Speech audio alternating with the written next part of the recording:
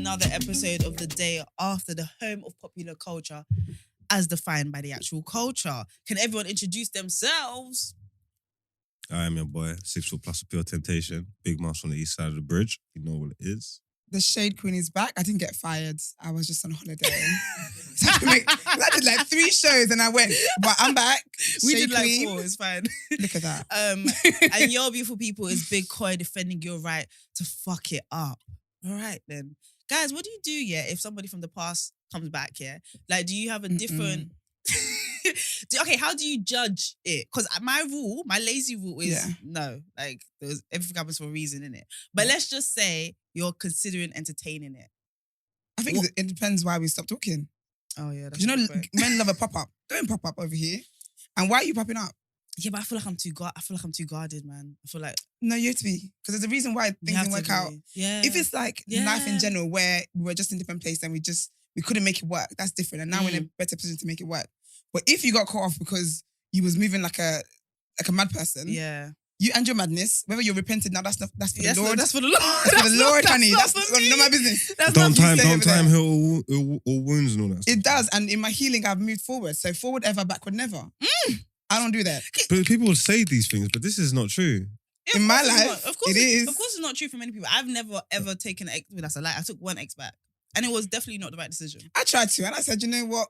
They make it like they make it. Do you know what it is? I actually feel like sometimes it feels like it's an ego thing for them. Like, can I get you back? Do you know I clocked that as well? I clocked that depending on when it was. Some people will never be able to see you in the new light that you're in.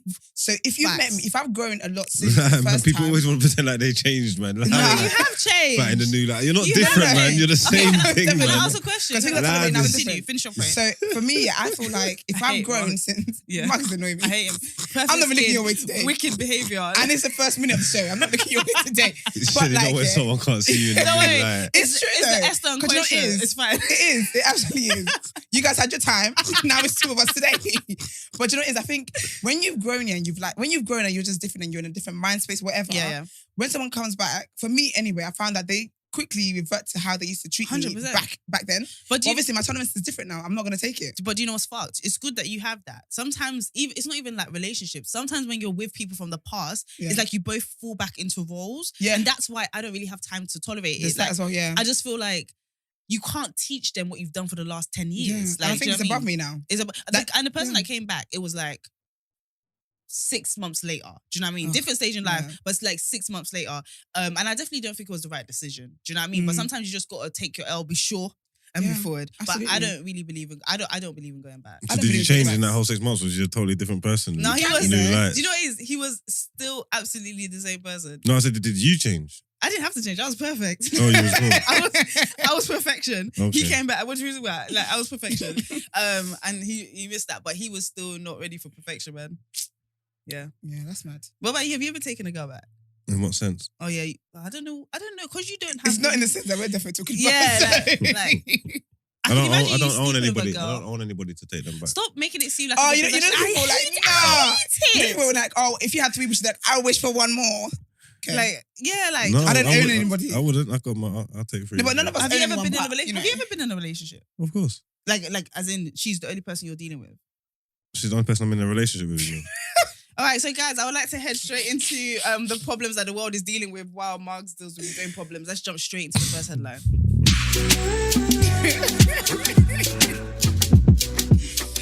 All right, so from one black boy to another, guys, there is a statue. Let me paint this picture for you. So there's a statue, right, depicting a black African child with red lips and a leaf skirt holding a club in Stroud, Gloucestershire.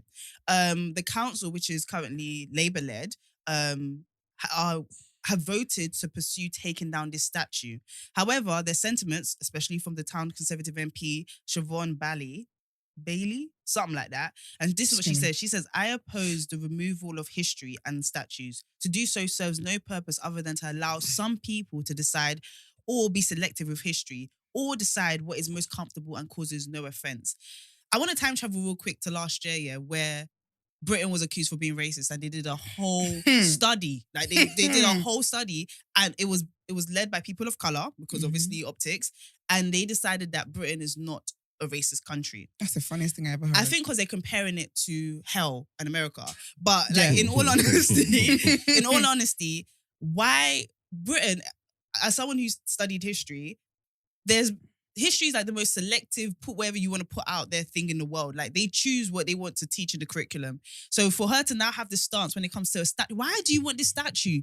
What is it? Anyway, guys, I want to hear your opinion and then we can flog everybody together. Well, the statue's been there since 1774. That's great. So it's their statue. Why do you let them have their statue? My thing is, so Akala went to like, I think Oxford University or Cambridge, and there was a girl who asked, what do you think about white people saying the word nigger? And his response was amazing. Obviously, he used all big words. I'm just going to, paraphrase. I'm going to paraphrase for y'all. But he was like, why would you want to? And that's my stance here. Why would you? It's not like this statue is some beautiful, like crazy piece of art. Anything.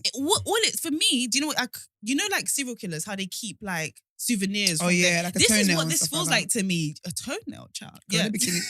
But this is what it feels like. It feels like something you wank off to if you give a fuck about, if you support this kind of mentality. Yeah. I don't know. That's my point of view. But anyway, I said I was gonna let you guys talk. I feel like my question is always the same. Like, why do you want that there? I think fair enough you had it like in the 17 whenever. But I feel like time, like you know better now. What is the relevance of like the image to the place? Like why is it? Like obviously they made it back in the day. Like why is it? What does it? Yeah, what does it represent for them? Like what? Why is the little boy? I think for them it just represents better days when they could have slaves. Yeah, I don't. Because it makes no sense to me. So one thing that I realized about people, they're not honest with their arguments. But anyway, that's just my take. So let me tell you another reason why people don't think it should be taken down. It is the statue is on a grade 2 listed building and is owned by the trust. The heritage body said taking it down would harm both the significance of the listed building and the character of the conservation area, and would also seriously damage the integrity of the clock itself. I feel like you're prioritizing a clock, the cost of the building, over the black people that have to walk around and What's see the integrity of a clock? Like, there are black people in Stroud. I'm sure there's like 4. Tell them just come London, man. I feel like there must be like 4 or 5 or something. My thing is that let's just pretend to be different people in this town. I'm a black person in this town. I feel like if I was a black person in that town, I wouldn't necessarily be overtly offended by it because I've been around. It's something I see all the time. And but that's sad in itself. That's fucked, innit? But it sets a tone. It lets me know what this town is about. It's like a Confederate flag. Yeah. It lets me know what the sentiments are. If I was an Asian person walking past it, I just feel like the problem is that people of colour don't have like a joint consensus on stuff. Like, do you know what I mean? People have different takes. The problem is you just act like you're supposed to be here and get all caught up and like this is not even supposed to be here. This ain't even our place. Like, just leave them, let them do what they leave them, let them do what they're doing in their yard, man. But like, I understand why people care and get all caught up on all this crap. That mentality. If it was like an image of someone like in a noose or something, then I could understand why it would inflame people. But even like the little boy, like it's from a different time ago, and obviously you're saying times have changed. If you want to take it away, I get all that. But I mean, what black person has red lips and a leaf skirt? I don't understand. That's how they saw black people. Like that's what I'm saying. It's exaggerated. Right, a caricature. Yeah, but I think stuff like this is even important to see because it's like it reminds you where you are. I think you need records of all history just to see these things. You take them away, and then future generations won't even see the stuff that they were doing and stuff like that. That's a good point. I think it's necessary. I think all history and stuff like that, I think it's about. Obviously, if there's things that's really, really pissing people off, like the championing, even that stuff doesn't bother me too much like that. But I get where people are coming from. Like when you got statues up and these people were owned plantations and rare, and then you're championing them and that I can understand. Like little images and stuff like this. Because where would you even see something like this anyway? Like if you get, like I'm trying to say, like if you just destroy things and get rid of them, then where do they go? I was going to say, I actually kind of agree with that because I think already, there's so much history that's been erased and like muted that normal people wouldn't know unless you do your diggings, like proper diggings. So stuff like that, if they do take it away, I mean, I do think they take it away because I just think, what's the point? But if they do take it away, they're in a way wiping away more history than will know, and future generations probably won't even know at some point that slaves existed. My take is Carry on that they're this way. putting a statue where it's condemning it as opposed to putting it on like the crown of a building. Like, Yeah. do you get what I'm saying? Yeah, they're kind of glorifying it. Like they're glorifying it. That's It's a my big thing. legacy. And I hear what you're saying. You and Poet and like a lot of people have the mentality of this is not your home, this is not your country. I think bare of my friends have that mentality. And I think I tap into that mentality sometimes as well. But there are some people who this is the life they know. They're not from London. They're from wherever they are. And they want to feel like they belong where they've lived their entire life. Yeah. And can I ask a question? And I would like Brent to turn off the cameras for this. But Turn off. yeah, well, obviously he won't, yeah. But like, Mm. guys, do you realize that when it comes to fucking about in this kind of way, it's always targeted at us? They would not Yeah. dare do this to somebody who is of the Jewish faith. Yeah. Like, and they did at one point, do you know what I mean? And it was horrendous and it was horrible. But can you imagine today having a statue that had like an offensively, like I think Offensive, the yeah. thing that you like to do when they're trying to offend people who are Jewish is someone with like they make a caricature of the nose. Can you imagine that couldn't last 5 seconds? Yeah. That couldn't, and this is not this. A lot of Jewish people would be like, you know, the history or whatever, they'll be like, this is not my land to a degree as well. But it's called a respect for the people that contribute to this country. Yeah. Like whether my great grandfather was born here or not, number one, we didn't get much of a lot of people didn't get much of a choice coming to this country. Mhm. We've contributed to this country in big ways. You can't look at a part of this country without seeing some influence from another part of the world. Yeah. Like, don't give me lip service. Show me that you care. And if you don't care, well then let's have an honest conversation. Great. It's But not because they they don't respect care them though. so much. It's because they have. It's because they have control over the situation, so they're not going to Yeah. disrespect themselves, innit? So we don't have no control of the situation over the Mhm. infrastructure over nothing in the country. Like, you know what I'm trying to say? Yeah. Yeah. So them things can happen. Whereas it's just like you're not allowed to say anything about Jewish people because they're so high up in the infrastructure. If you do, they'll just take you out. So that's what the problem is, isn't it? Yeah. So all these things is about people complaining about things, but the real problem is that we don't have nothing for ourselves, innit? Yeah. You know what I'm trying to So say? we're easy to disrespect. So I don't like when people talk nonsense because it's rubbish. All you need to do is do for yourself, innit? That's the whole reason why I care about the new black. Do you know what I'm trying to say? Yeah. This is the reason why I care about the new black, because it's coming back with taking things to our own hands. You know what I'm trying to say? So then we can control the media and stuff like that. And then we can move from a position of power, because sitting down and just talking is just chatting shit. And this is what people do. I don't like it. I prefer actions. You know what I'm trying to say? That's the reason why you can't find no Jewish people anywhere, because Jewish people have power and they're in control. They're not going, why would they let you mug them for? You know what I'm trying to say? I've never been more attracted to Margs than right now. Go on, keep I'm just saying, we just need to take some Light control and some skin Where's king. HR? power. Come on, King. Come on, King. Sorry, as you No. know. Oi, oi. Oh, another King has joined the building. Go on. All I was going to say is, I know Brent wanted me to talk here because I was going to say something along the lines of what Mark just said. Okay. You just said it perfectly. So last week I stole what you had to say, and now Alright, Margs. so- This is Yeah, Well, exactly. Eman, you're gonna start going first. I think Emman, you got to start jumping in first. You're I'm gonna not start gonna going lie to you. first, okay? Guys, we have Emman in the building. He is a very important integral part of the show. You'll be hearing from him a lot because we're going to be pushing him and we're going to make sure he talks first. And he has to now. From now, our first guest, guys. Woo! But you know what? I hate the fact because, you know, I'm not trying to argue unnecessarily. I feel like you made a lot of strong points. They're not points. They were points I wish aren't true though. Do you know what I mean? Like they're points Yeah. that I don't like because It's reality. yeah, we might not. It's so crazy to say that we have so much influence and power, and like when I say influence, like kids from Lincolnshire dress how we Lincolnshire, say. child, Do you know what I yeah. mean? But we have no power. It makes me feel like we are. You know, do you ever remember when this news reporter said to LeBron James, she was like, just Sharp and dribble, sharp and yeah. dribble. It feels like the world is saying that to us, and we kind of are just We're just doing it. entertainers. We just be dancing. But that's the truth For is that we're Master. not. Like we all know people who are like not whether are in the corporate space or law or all these other things, and I don't know what the disconnect is. I don't know what it is, because I do feel like we have power, like I do, but it does feel like it feels superficial. Like we will protest, and then superficial things will happen. Remember, like Black History. Black Lives During Matter. and then every brand was like, we're gonna put 100,000 million to black initiatives and that, and it's like, are we not doing something? Are we failing to follow up? Are we like, do we just like the noise? Do we not? Are we not? Well, Like, nothing what happens is after the gatherings and that. After all the gatherings and you get Yeah. all the attention, you make the thing. Nothing happens. There's no steps. There's never like no points, no plans to say, okay, cool, we're gonna go and we're gonna do this or we're gonna do that. Yeah. Or the money that you are gonna give us, then we're gonna raise, we're gonna take it and put it here. There's never any plan. People And are I, just and I feel like we don't hold people accountable. I feel like we make noise in the moment and then like we just move on. As And we don't somebody, hold people accountable. So as somebody who I worked can't take in it seriously. advertising for a really long time, yeah, I just feel like people are like, all these brands are That's fair. very aware of the reality of things. Do you know, like there's brands that just know, guys, they're going to make noise for about 2 weeks. Mhm. But then after that... That's how the meetings go. Like literally it's how the meetings go. It's gonna pass over. Don't worry about it. It's literally how the meetings go. And I just feel like we need to shock them with a little bit more consistency. We do that. This is why I'm really like, I'm against like the cancel culture and all that kind of stuff, because we just make noise about things. There's never any follow-up. There's never any follow-up to anything. We just make noise about the thing in the moment. And then after that, everyone just carries on and they wait for the next thing to get outraged about. Then we do it again. Yeah, with something like that, it's because they don't want any closure. They don't want, with that, people are just usually going for blood. Like they just want They want your head. Yeah, it's senseless. They don't want any It's closure. crazy. It feels emotion-led rather than feature-focused. Yeah, it is emotion-led. But then my thing is then leadership. Okay, let me ask you a question. In this country, in terms of black people, who do you think provides leadership?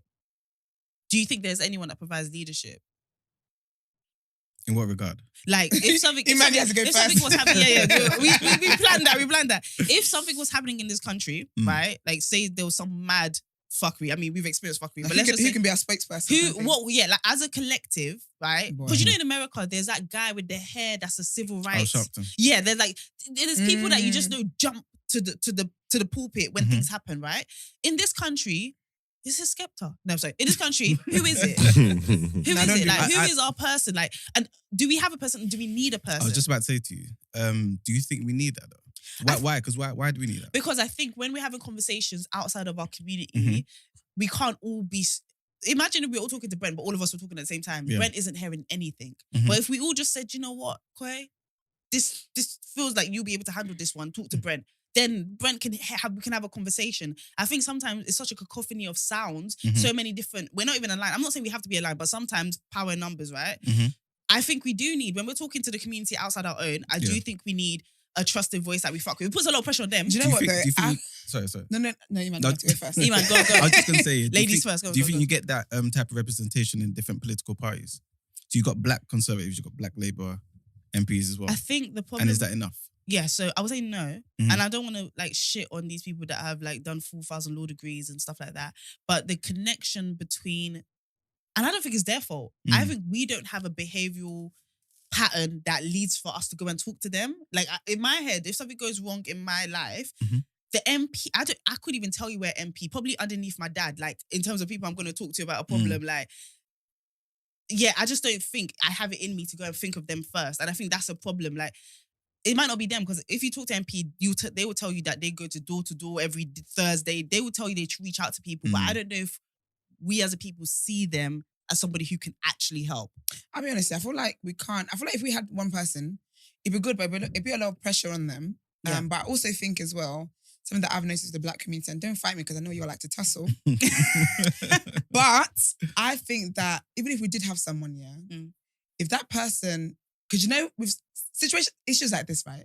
You can't act on emotions. You have to sit down, think about it, respond. Yeah. And I feel like that person, if that person did not give outrage or display the same emotion that the public are displaying in that moment, and they're not on Twitter Spaces and doing all these things, people are going to call the person that we want to move forward and talk to us. They're going to want to cancel that person. They'll kill her. Now the focus and shift is going to change from the issue at hand to how now you're a coon and you're a sellout. Yeah. So I feel like what we need is probably like a group of people. Okay. Yes. Not me. I'll support whoever it is. You'll stay safe though. But yeah, you'll be good. I don't mind if it's more than one person. But I think also though, is that I personally think anyone would want to come forward because of how it would be hard we fight. We really be playing ourselves. But look at the difference compared to America. Yeah, America, African Americans have been there for like 400 or 500 years. Yeah, essentially they're one ethnic group. Yeah. That's not the same with black people here. Yes. So how do you get one person to represent so many people? Okay, See, that's the thing though. Do we even need it though? Because obviously we compare ourselves to the African Americans, but we haven't, the plight that we go through over here has not been the same, innit? You know what I'm trying to say? I don't think even down to the way we treated in the country. Not saying like it's not as bad. But it's just not the same, innit? So is there that need, is there like that void for like black leadership? Because do black people as a culture feel like they need it over here? Because they're not being so oppressed like that. Like I feel like personally, especially in this country, it's like the class. It's the class system's more thing than the race. Do you know what I'm trying to say? And more important than the race. Like It's a bigger more of an like, issue. Yeah. almost it. Like I don't know. they lump us all in together, and it's just like in this country, it's like your class is more important. Like the people in the estates know that are the people in the States. It's not just black people, it's like white people, it's Indian people. We're all bunched in. That's so why more defined by your class with the and culture. your race. That's why it is like that, and that's why kids who you say from Lincolnshire can see us think because they see London little white youths moving like that as well, but they don't know any difference. You raised in the estate with us, you're in the estate with us. It doesn't matter what colour you are. Do you know what I think to a degree. Is what you even said earlier, is that everyone do for yourselves. Or like I think we as a community need to work with each other better. I think we should do that, and then I think that's how we'll get power. What, by working on ourselves? Like no, by working on ourselves and working together. Yeah, no, and I think that we'll get power that would then. I don't think we need a spokesperson. I don't see anyone. My thing with the spokesperson thing, right, is we're not very good at talking to one another within this community. I'm sure other communities. Well, like black community. Yeah, the black community. And that's the first problem. And I think we're also very quick to throw stones. Like, we'll talk about it, but like, I think we throw stones at people knowing we do it ourselves. Yep. And it's a sign of madness in my mind. It's not a sign, it is. What's our plight that ties us all together? Like what you're saying. Yeah. What's our plight that we go through that ties us all together? That me, you, and you like all connect with, that we're all going through. Because what is it? Is that there's not, it doesn't exist, does it? I think you're right on that. And I'm not even going to try and blag an answer because that's not helpful. I think you're absolutely right on that. But I think when you said earlier that, we're not as bad as America, I'm like, I don't ever want to be as bad as America. I don't think being better than what Americans are going through means that we don't have a plight. Like, do you know what I mean? I don't want us to have to wait till we're being shot. Our sons and daughters can't wear hoodies before we talk. But I do feel like there is a general like feeling of discontent amongst black people in this country. And I think people's responses are always, they feel victim blamey-ish. Like, for instance, well, then go back to your country. And that's not just coming from white people. Other black people will be like, bro, go back to Africa then if it's such. It feels like over time, there's more differences between us. Like, there's more ways in which we're less identifying as a community because it comes with too much. Like, you're right, me and Mugs have very different experiences in this country. So maybe it is too much of a simplification to be like, well, but we're both black and it's both hard for both of us. Mugs is like, but you ain't been on the roads. I'm like, well, you ain't experienced what I experienced in the education system. Do you know what I mean? Like, but my thing is that I don't think I can say that just for myself and make any noise. I think sometimes it is about being strategic and saying, all right, we have different struggles, but we need numbers. Because that's any underrepresented group. The only way to make noise, whether it's the LGBTQ community, whatever, is numbers. Until you get into a position of power, then you can just be yourself. Yeah, we just need infrastructure. I think like what you just said, that everyone should just go home. Or if not even going to go home. I didn't say that. I didn't say that. Opposite of what she just said. She said band together. He said everybody go home. Everybody go home together. Call that night. Or even if you're not going to go home, build up home. I think everybody here, if you went home, would they receive you? Like, would you be one of... You're Jamaican, right? Yeah. Are you sure? Yeah. Okay, just checking. Would they say like, Margs is home? Or would they be like, look at this British guy? Because a lot of Nigerians say when they go back to Nigeria, there is a little bit of a thing where... I'll be honest, I just came back from there and I said I can't live there. So, Pretty Patel, if you're listening, girl, I'm sorry. Keep me here. Yeah, I don't care whether they accept me or not. You should build a place up. It's not about that. Even if you don't want to live there, I think everyone should just make money and send. I think everyone should just go and build up Africa and Caribbean. That's what I think people should just be doing. Shout out every artist that's gone back and built apartments and stuff. And shout out Fecky for no reason. That's what we should be doing. Though, even with that, you look there's fantastic issues feeding with the that. chickens. Why though? Because people go back home. A lot of people that live here go back home and they oppress people back home 100%. as they were oppressed here. So 100%. even with that, there's a lot of issues. Like, just on this trip alone... Have you seen how African Americans talk about Africans? Have you seen how African Americans talk about Africans? Yeah, but they don't know any better though. No, but even people... African Americans not even a thing. Like, they're crazy. Wow. Like, it's not their fault. Okay, we got to record tomorrow. No, please. It's not their fault. It's the men. It's not their fault. Like, it's not their fault. They like you said, they've been there for 400 years. It's not their fault. No, but do you know what it is? Even in simple things like when people go back home for December and stuff, Yeah. the locals complain. Like, the locals are on Twitter complaining about the way people go on there. We are the white people of Yeah, Benidorm. because We are Benidorm. Like, you know when white people go to Benidorm and they just like fuck up the whole place. Yeah? So the locals are going to feel like that because you are going to go home and we got to deal with the mess. Like they're going to feel that's understandable. No, but they feel like that because you're not coming back home and feeding into the economy. You're coming back home and you're trying to oppress them because you think you're better than them because you come from a Western society. But if you're spending, you are feeding into the economy. No, you are though. Okay, but the thing is, when you're oppressing the people, they want you to go. Don't feed into the economy. Let's just stay poor. If you're going to come here and oppress us and make us feel like you're better than us because you come from a Western society. Oppress them how? In the way they speak to them, in the way they treat them, in Nigeria, just the way they like interact with like the community, the locals and stuff. It's terrible. Nigeria really is bad. very big on culture. I'm not saying other countries aren't. I'm just saying very big on culture. As in, like, if somebody's older than you, unless you're flogging them with money, there needs to be a level of respect. And I think that is very much watered down in our culture. Yeah. Like, bare of us are now don't kneel down. I'm not saying that's wrong. You do what's right for you, but bare of us don't kneel down. There, in their land, it doesn't matter who you are. Like, you kneel down, you show respect. If we're coming to just flog and party, we might not be doing those things, and that is really disrespectful to them. I remember one time I remember one time I patted the head of a pastor in my church. Oh, girl. I did it. I was 7. I was like, we were just joking and like little just whatever. And I remember I was like, oh, you're good on course, something like that, right? Just to pat him on the head. The way that the whole church fell down, as if I had it's like, you don't touch somebody on their head, full stop. You don't touch an elder, and you definitely don't touch a man who they think is the direct messenger to God on their head, right? Bad. And I was like 7, but like that is, even though like there was every logical understanding that I was a child and I literally didn't know. Yeah, there was still a reaction. Stuff, so even if you're coming from England and you go to Nigeria and you're just doing you, it's kind of like and the things that when we acknowledge that when we go to other countries other than Africa, if I was to go to Thailand or wherever, I wouldn't go into their religious buildings with no shoes on. Like, it's like, but we're less sensitive when it's our own because I guess we feel familiarity. Look, I feel like we got a superiority complex, and they assume that of us, so they come with their energy as well. So it's a little bit of a clash. Does that happen in Jamaica? Have you been to Jamaica? once. Oh, okay. I don't know if they'll take you How back. old are you? Mark, like, Old enough. I don't care. They can't do nothing. I got money. Cheers. No, that's it then. It's class all over the world. The class system is more important, yeah. And if I go to Jamaica, I'd probably be like upper class. Someone said that about France as well. I'll be fine, okay. I said I'll be a monarch. They're gonna have statues of me, okay? Black boy, Marks. Alright, cool. No problem at all, guys. I want to find out more about what you guys are on. So let's jump into what you're saying.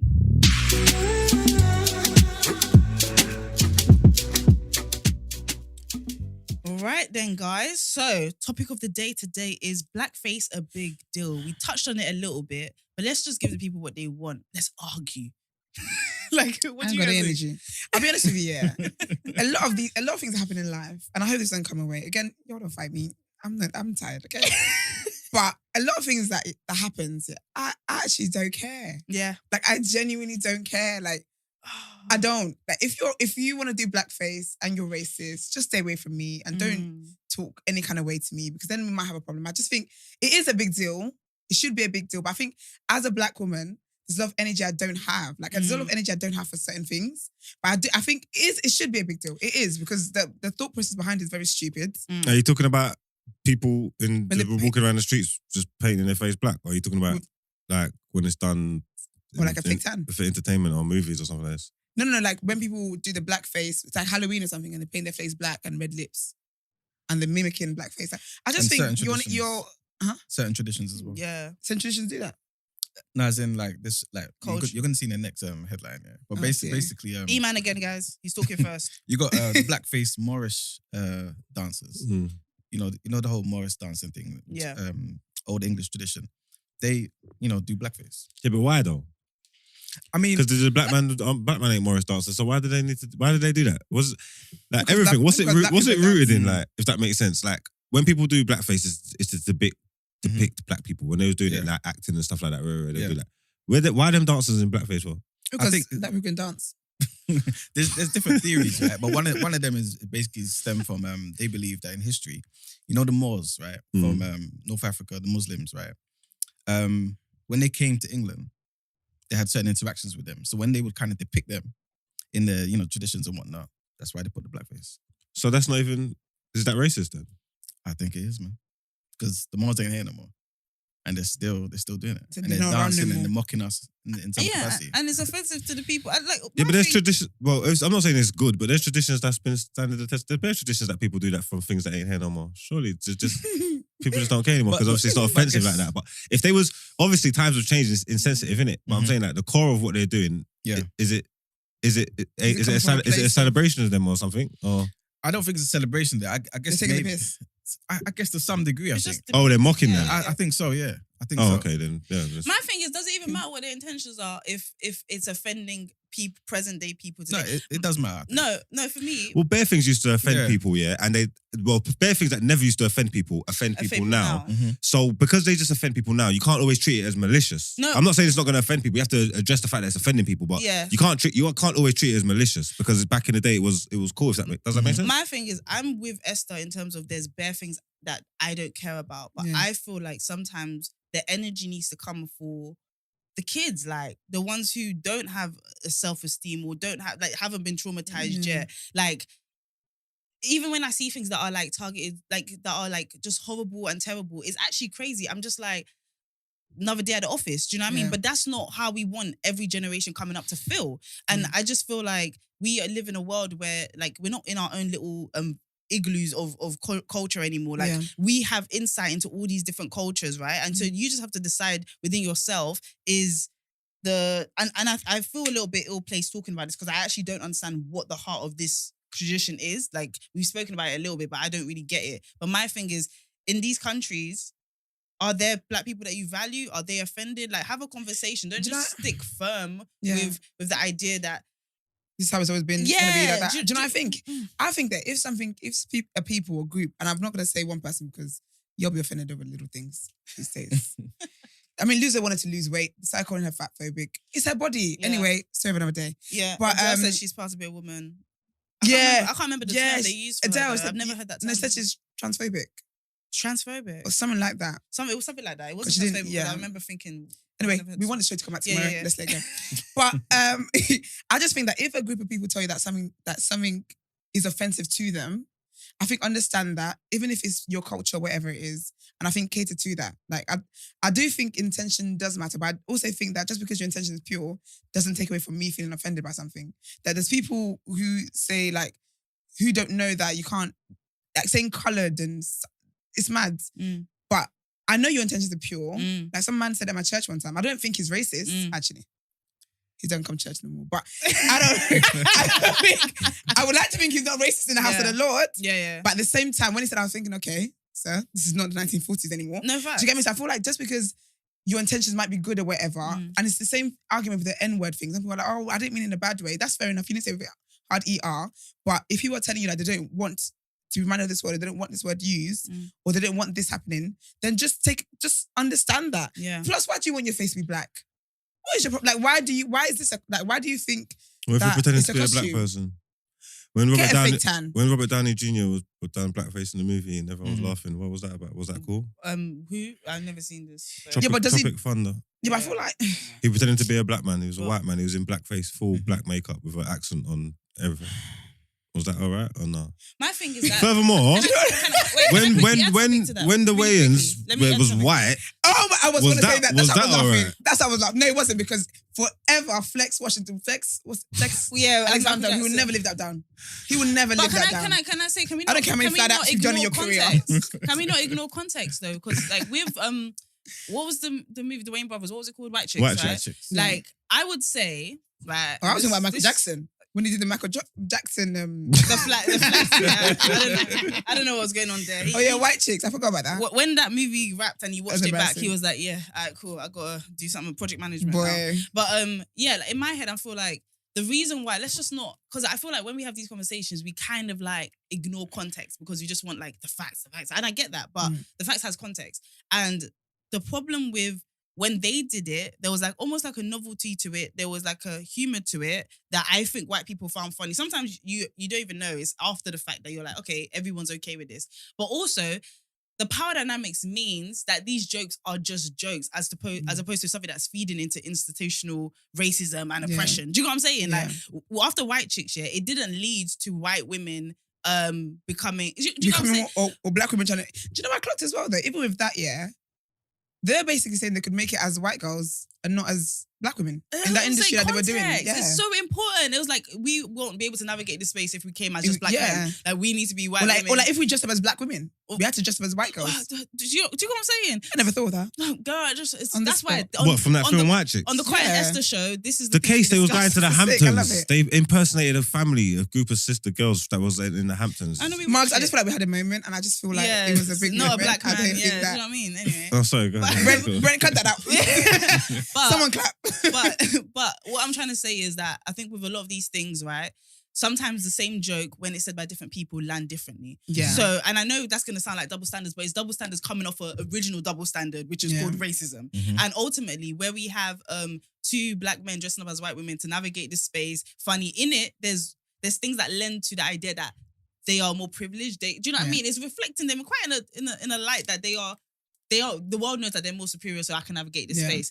The Morris dancers and other uses of blackface, for me, doesn't do the same thing. It just doesn't. You know, like when Neo wrote that song for Beyonce, he was like, I wrote this song for myself, to the left of the left. I wrote it for myself. But as a man, if I said this, it would sound so chauvinistic and horrible. When Beyonce says it, is powerful. So I do think we can't remove context from these kind of things because they have impact. And I think that's a good point. I'm going to land there because I'm proud of myself. But that is a good point. That is a good point. I forgot what I was going to say because you threw me up with the Neo stuff. I was going to say that song was least of his worries. The way he treated his ex-wife. Anyway. When he made her tie her jeans. jeans. And then all of a sudden he wants kids. So Neo, that song was least of your worries, sir. Can they be untied though? I think it's like a crazy surge to do it. I'm not sure if it can be. Some people say, but she agreed to it. Yeah, but that's what some people say. Are we going to say power dynamics? Yeah. Okay.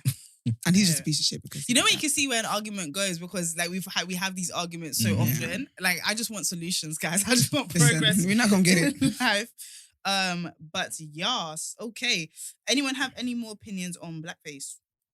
I just think stop in your face, black man. Live in your skin. Live in your own skin. All right. Well, let's elevate this. Oh, sorry. I was gonna say as well. That's what I was gonna say. That I feel like with stuff like this, I kind of give a bit more grace when it's in the entertainment side of things. Okay. So like racism and whatever else, I just give it a bit more grace because it's entertainment. But then I feel like when we start to go into entertainment, boy, we're gonna be living very boring lives. Yeah, no facts. But don't you think entertainment has such a massive influence that maybe these direct influence that maybe these other forums such as politics and all these other ones might not be able to have? If politics changes a law, I may never know about it until it affects my money. Do you know what I mean? Yeah. Whereas if something is depicted in a movie or a song, it becomes a cultural thing. Do you know what I mean? Yeah. So I hear you being more relaxed on it because it's Do you mean like it influences normal people? Is that what you mean? Yeah, like, yeah. So like if... But then I feel like if you saw a film where someone had a blackface on and then in real life now you've then taken that spirit onto yourself in real life, I think you had that in you anyway. Okay. You just needed someone to say, oh yeah, this is why I've done it. You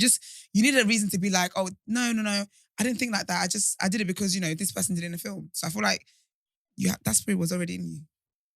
That spirit of racism was lingering. There was a seed. There was a seed. There was something there. And now it's been watered and now it's a full plant. You've been gagging for it. You've been dying for it. All right, cool. Quick one. Should we remove statues that celebrate? God, leave me alone. The legacy of slave trade in the UK? No, because I think it's another excuse for them to wipe out history. I think it should be there as a reminder.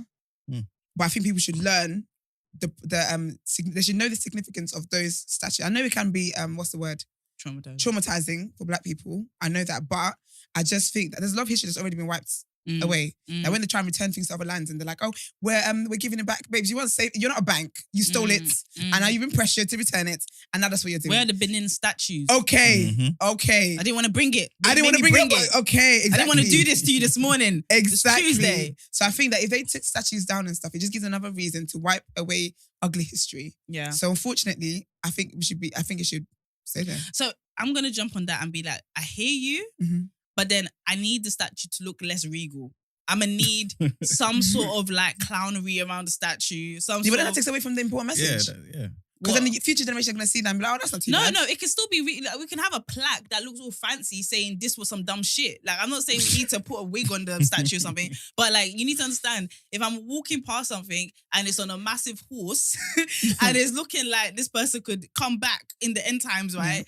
That to me doesn't look like we're applying a judgment to it. When it was erected, right? It was erected with splendor. It was erected as a point of like, do you know what I mean? Like, this is awesome. Yeah. So if we're now saying, all right, let's leave it there, but let's change the energy, I'm gonna need something. I'll be honest, because I'm thinking it's just weird though. Look, some of these, all this stuff here, all the architecture, all this stuff's been there from God knows how long. If you travel around Europe and you see some of these stuff that's been there forever, it looks nice, It's the decor of the place. It's like, artistic. let's just leave it. Wow. All of these people, These people from were the like- 1700s, none of them were like inclusive people. It was a different. But some of them were. It was a though. different. That's Well, how, but that's they're how not the ones change that's came been. about. And I hear you, but not the ones that they're championing it. What I'm trying to say is nearly everybody from that time, is gonna have something untowards about them. Because don't they moaning about what's it? Is it Nelson's column and all them thing there? Yeah. That admiral that they've got him up. They're celebrating him for something totally different. You get me? When people are checking his card and doing the fact checks on him and saying, "Yeah, right, my man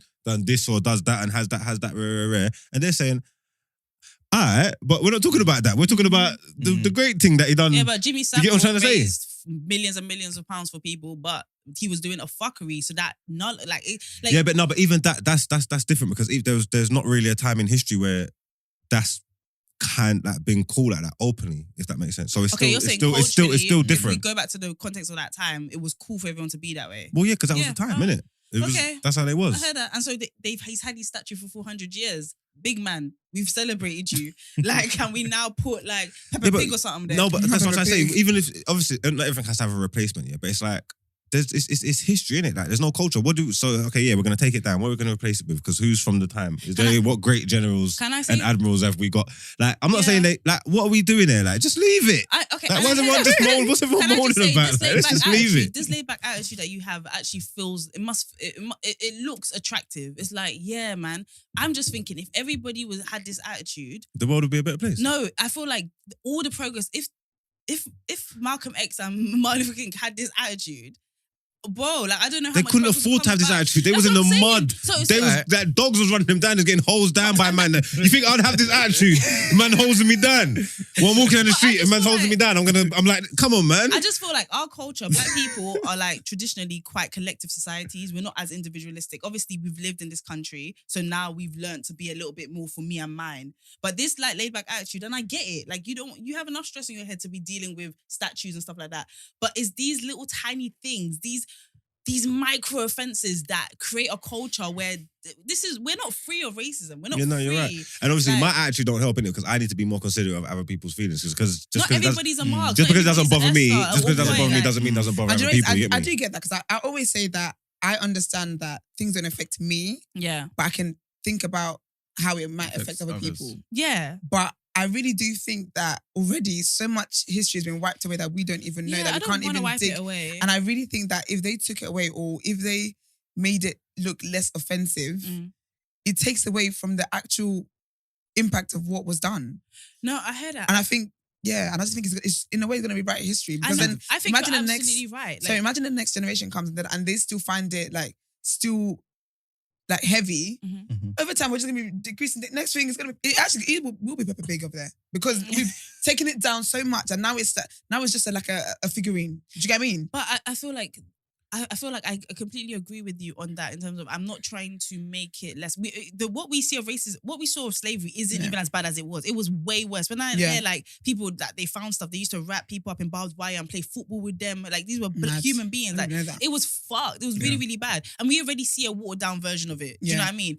But what I'm trying to say is these statues and stuff like that, I know it seems like a small part of the argument. I really, really get that. But we have been overexposed to fuckery. So we are thicker, our skin is thicker. But when lockdown happened and you know there's lots of viral videos of people being bullied, especially like a lot of black kids being bullied. I don't know if you lot remember there was like a autistic kid and a white boy was like, kiss my shoe. And like when we all saw it, we all followed him. He became like famous. The bully got kicked out of school and everything like that. But it made me realize that outside of London and outside of certain big towns, bro, like these people, these little micro things are like feed into a really strong narrative of you're lesser than. Yeah. And I'm just, I get the laid back thing. I wish I was like you. I'm working on it. I'm considering doing different kind of drugs. But I personally feel like if we're too lax, we're going to create a space where this shit's going to run because we're all just thinking, it's not affecting me. Okay, just come from a different perspective, yeah? You said it kind of feeds into the narrative of us being lesser than. Mhm. Whose duty is it for us to feel The opposite of lesser than. Bigger than. Yes. I would say it's ours. So it's not the government's. No, it's not the They government. don't care. But I think you think you made a point. But No. As in, I'm basically. Now basically you're like- bringing Emman on to do that. No, it's not that I'm trying to make a point in just that. I'm basically just trying to say that. See, me, like Marcus was saying, I subscribe to like Marcus Garvey, Elijah Muhammad, do for self. Yeah. Right?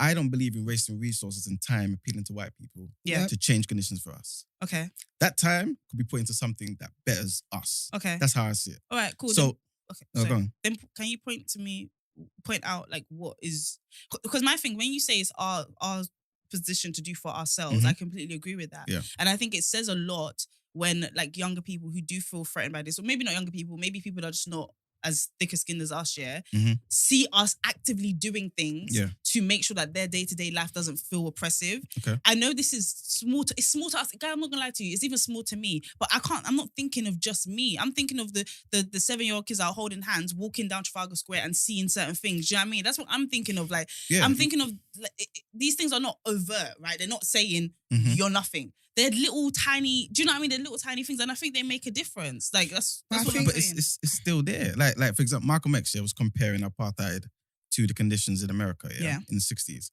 He said, I respect them in South Africa more because it's more overt. I know where you stand. Yeah. So if those statues are there and you haven't taken it upon yourself to remove them, I know where you stand. It's a reminder to us that we shouldn't look to them for anything. And I was gonna say, like, But how is that reflected in our anything? At all. And I agree, guys, I agree with you. But how is that reflected? Because okay, cool. I don't give a fuck about these statues. Leave these statues. But then are we doing the other side of this do for self, where we're impacted, like telling the kids, "You lot are shit. You guys are." And that's what we need that's to what I was do. gonna say. That So that then- responsibility then is then on us. So I think kids can see that and they might be like, "Oh my gosh, what's this?" Blah blah. But I think for us as a community, is for us to reinforce the values that we want in our children and in our nieces and whoever and within the community with the younger generation of what they are. So that statue is not a reflection of who you are or what. Don't see yourself the way they see you. That is for our community. I'll be honest with you. A lot of these things, the reason why it doesn't bother me, like even when we talk about like colorism and all these other things, it doesn't break me because of No. Wait, I'm trying to be serious. It's like, you really gathered. No, because No, but I hear it. It doesn't. but it doesn't break me because of the foundations and the values that were instilled in me when I was growing up and in my household. So when people were on Twitter chatting nonsense, Marks, please. No, when we was little, we didn't even like. Was there even statues when we was little? Like, I don't know, but where I did didn't these see them. statues come from? There ain't no I'm statues telling in you- Hackney, innit? I'm telling you now, yeah. This is why people are dumb, yeah, because they thought they was doing something, yeah, making a big scene, yeah. But where they messed up, yeah, is because if you never even said nothing, We yeah, would have known they were we there. wouldn't even have known the statues were there. Yeah, fair. We wouldn't have I known. think it's We wouldn't have known who the man them was, what they done. Yeah. We wouldn't give a one rasp about these that's statues, what- and then everything would have been But that's cool. because it doesn't matter to us. But I can imagine it matters to someone. No, it don't matter to nobody.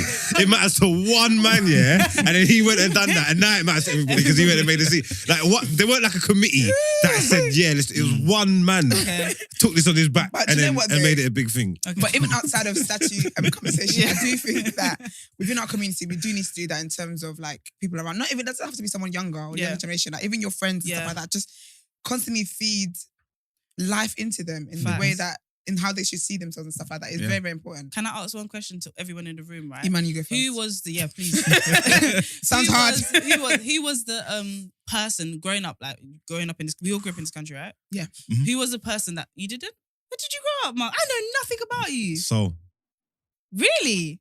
I don't know what that Korea. is.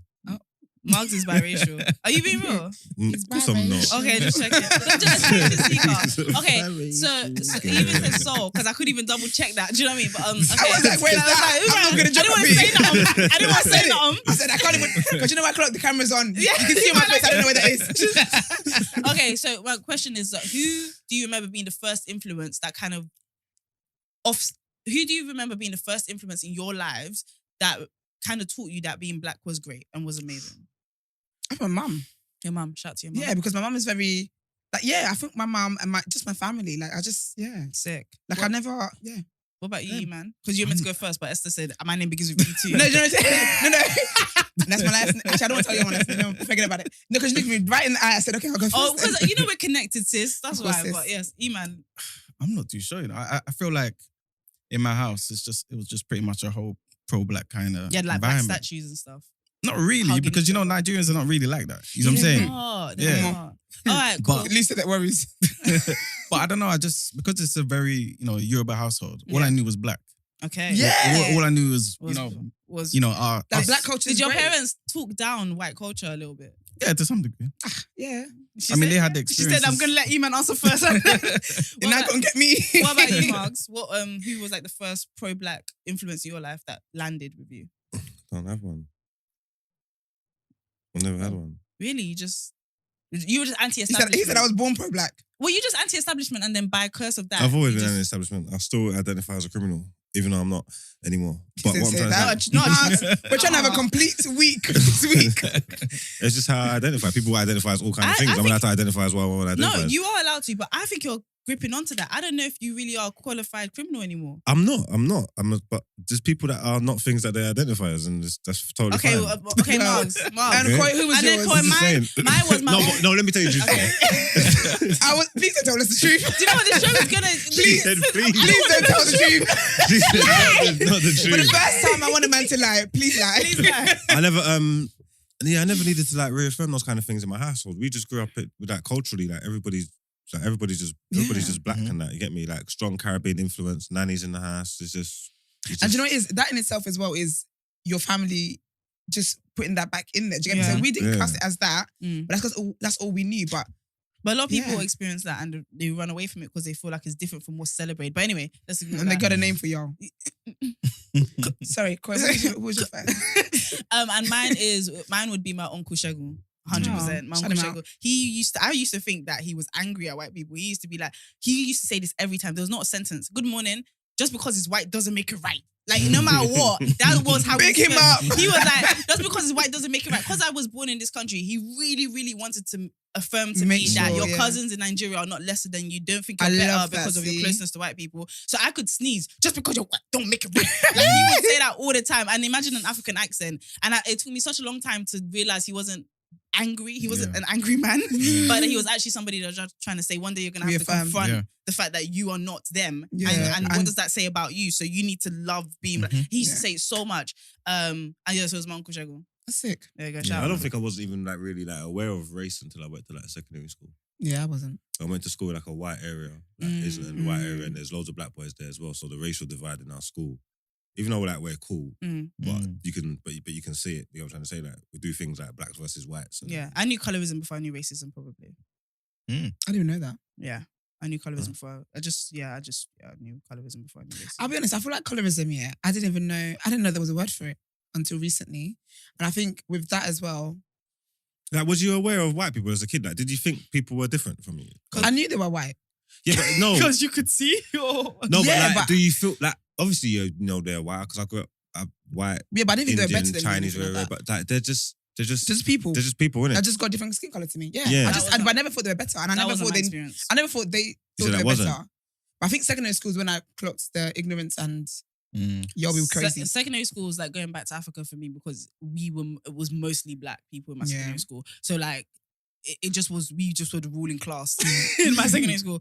Primary school, like I said, it was more of a colorism thing that like I saw. Really? I saw the celebration very of like sad. some of the lighter skinned girls and Wow. stuff like that. Yeah, man. Even in my household, bro, like you think aunties didn't make did I not tell you about Christmas? My Christmas anyway, Aunties do. Aunties make comments on And that's you're the looking problem. a bit dull, you're looking a bit or just whoever's pretty gets nicer Yeah. treatment. No, but whoever's lighter skin, Oh, and God you're forbid automatically you're beautiful. plus size. God forbid you're plus size. They literally call you horrible. Like your name Yeah. is fat. Mm. What? And I didn't understand that for such a long time. But I had an older cousin who was plus size, and she didn't want to come to church anymore. And I was just that's like, sad. I was just like. Why should, and she never, I bet she didn't even know why. It just was, Yeah. it's not nice. It's like someone, like, when they saw me when I was younger, just calling me acne. Like, can we Yeah. talk to Mad. God about this? Because I'm Did I create me? Who's the HR of this church? Because I need Not the like, HR do you know what I of the mean? church. So I feel like, yeah, beauty standards, I think as a woman as well, you're taught beauty is such an important thing to your identity. Yeah. So yeah, like from then I was like, yeah, okay, this is what it is. So let me just be comfortable Yeah. in this like relegated to like second place Yeah. position. Can I be the best second place?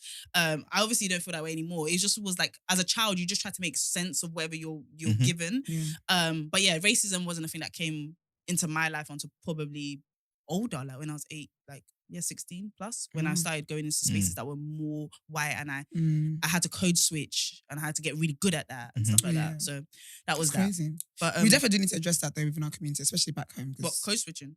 No, the whole colorism thing. Like, they don't even see the problem. So I think wait 100 years, wait for everyone to pass out, and then boy, and I keep telling you guys, I'm not the educator, so start fresh. I realized like some of my favorite aunties are colorists. They're colorists. Like, I know that sounds mad. Like like some and the maddest thing is that they themselves are the qualities that they don't like in other people, and it's projecting. That's what it is, and it's so sad. But it's like you need to understand that they won't get like they saw it, they lived through it. You see the colorism, we live in colorism light, and that's not to dismiss anyone's experience, but their colorism was mad. Like it was, and then they were bleaching and trying to do stuff, and it didn't even make them lighter. It made them grey, green. God, it would look like a bag of Skittles. It was just oh my giving. gosh, it's just a lot. We need to stop that. We need to. All right, guys.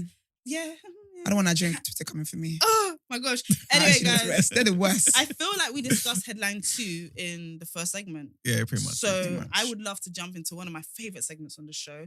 Esther, over to you.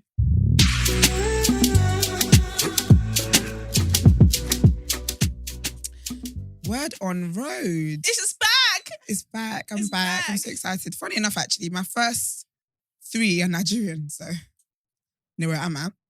So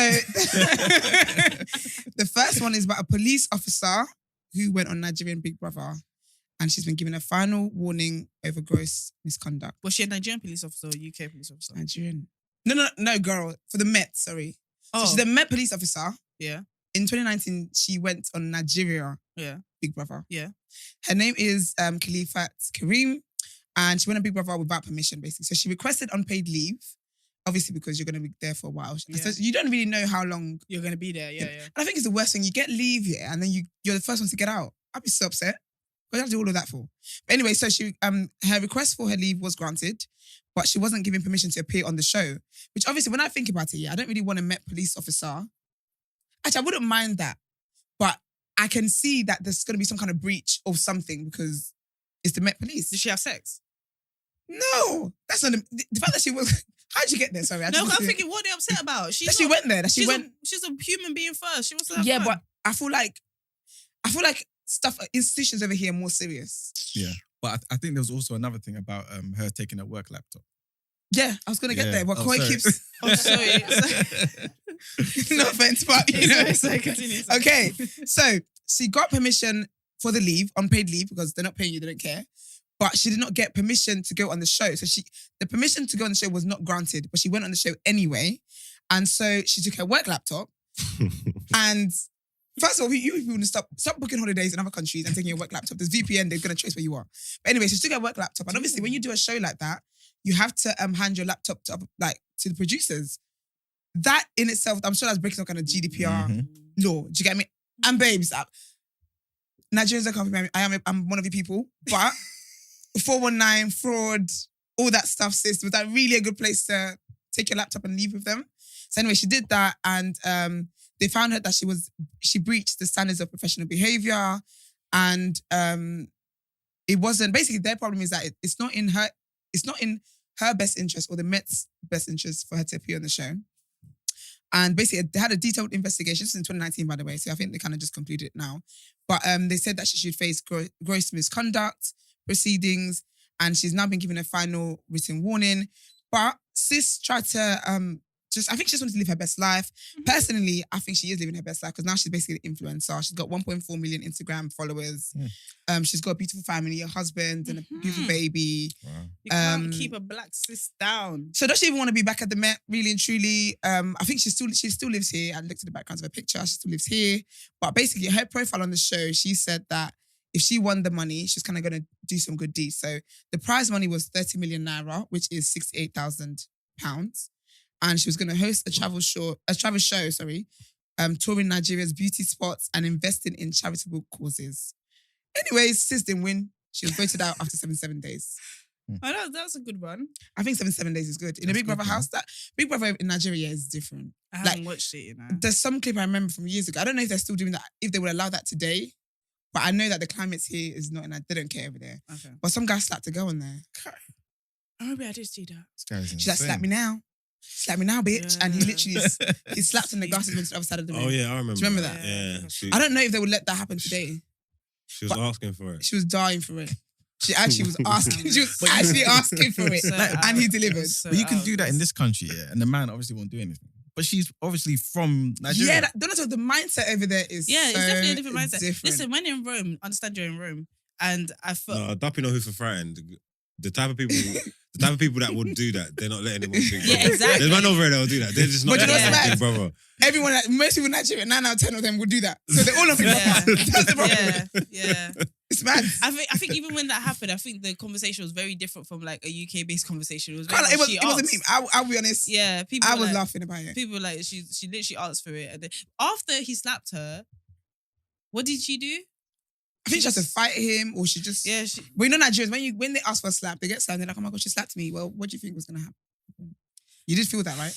Man, I wish, I wish she didn't slap her. I wish nobody slapped anybody. But yes, this is living her best life. I don't really think she'd want to go. I feel like when you go on shows like that anyway, you want a different career path. Like, I don't think you go on that show to come back and do the same work. Don't you're let doing. your job stop your career. That's And what sis is saying. boy, exactly. That's what sis So is saying. I think she's all right. I mean, she's living her best life. She looks good. Yeah, man. Yeah, but I just think it's mad. I don't know what the Met pay, right? But It don't sound like it's. I think it's influencing giving. seems a bit more fun. Yeah, it's giving what the teachers are giving. Like it's like that kind of Pay. So 40? she's good. Yeah. 40 is very generous, babes. Oh, is it? Shit. Extremely.